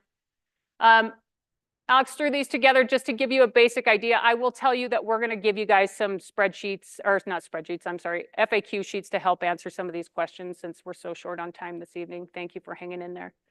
But you'll notice that part of the bylaws are that you guys as officers are expected to take the parliamentary training through the local government center. It's to make you better at chairing these meetings for all the reasons Becky talked about. If you didn't get the parliamentary cheat sheet in your packet tonight, I put extra ones here. We run meetings at a board level, even with these parliamentary procedures, because it makes it easier for you to control meetings when they get out of hand. I will tell you, I'm seeing that more and more in my office at a commission level and at a board level. I have people call me almost every week and they say, I have a problem. The more professional and orderly you are as a chair and in your board meetings, the more orderly the public are going to be too. Compliance with open meeting laws. You're going to ensure that as the chairperson, you're also going to work with your staff liaison and your secretary to help develop the agendas. That is an art, by the way. And make sure that you're following those points of order, like I said earlier. Vice chair, you'll step in that role, should the chair be unable to. And you too will need to do the training for parliamentary procedure. And then the secretary, as I said, in my opinion, probably the most important person in the officers club. And that's because you're the record keeper. You're going to keep track of everything your board is doing. So we want to thank you for the time and effort you put into this. Before I let you go, I'm going to have Alex take 5 minutes to run very quickly through, right? Alex, you promised 5 minutes? Okay, everybody looks glazed over and Alex said she can send it as a YouTube link. I got a thumbs up. Oh, thank God. So Alex will put that together on a YouTube link. Once again, I can't thank you guys enough for your service, despite sometimes feeling like this is pulling nails, pulling teeth, whatever. Feels like torture sometimes. I genuinely am the biggest advocate for the boards in this organizational structure. You guys are super valuable. I want you to feel like that we're making progress, even if it is slow. This time next year when we do this all over again, because I know you'll be here, we'll hopefully start to establish some of these, this procedure that we've been talking about, and you'll start to see the fruits of your labor more clearly defined. With that, I want to make sure we cover any questions, or we can just race out the door at warp speed in an orderly fashion. Kathy. Sure.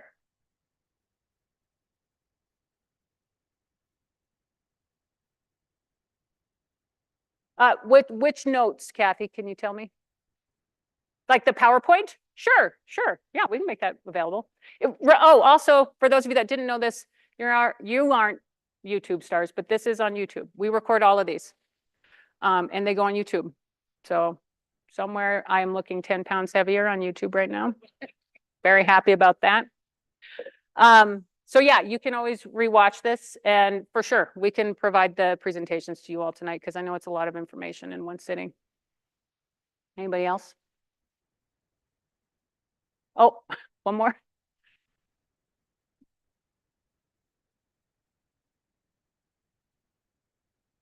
Yeah. So that's a great question. Joint boards are different. So those of you that sit on joint boards, you might be a city resident serving on those joint boards. We would need to go through a joint process, public process, and engage our county commissioners. At this time, the county's like, we like how ours operate. We don't have any major issues. It's not for me to say. I follow the direction of the city commission. So this is what we're doing. So that's a good question. If you serve on a joint board, then I don't predict that it will happen anytime soon, but who knows? I saw another hand come. No. Just leave them on your table and we'll grab them. Okay.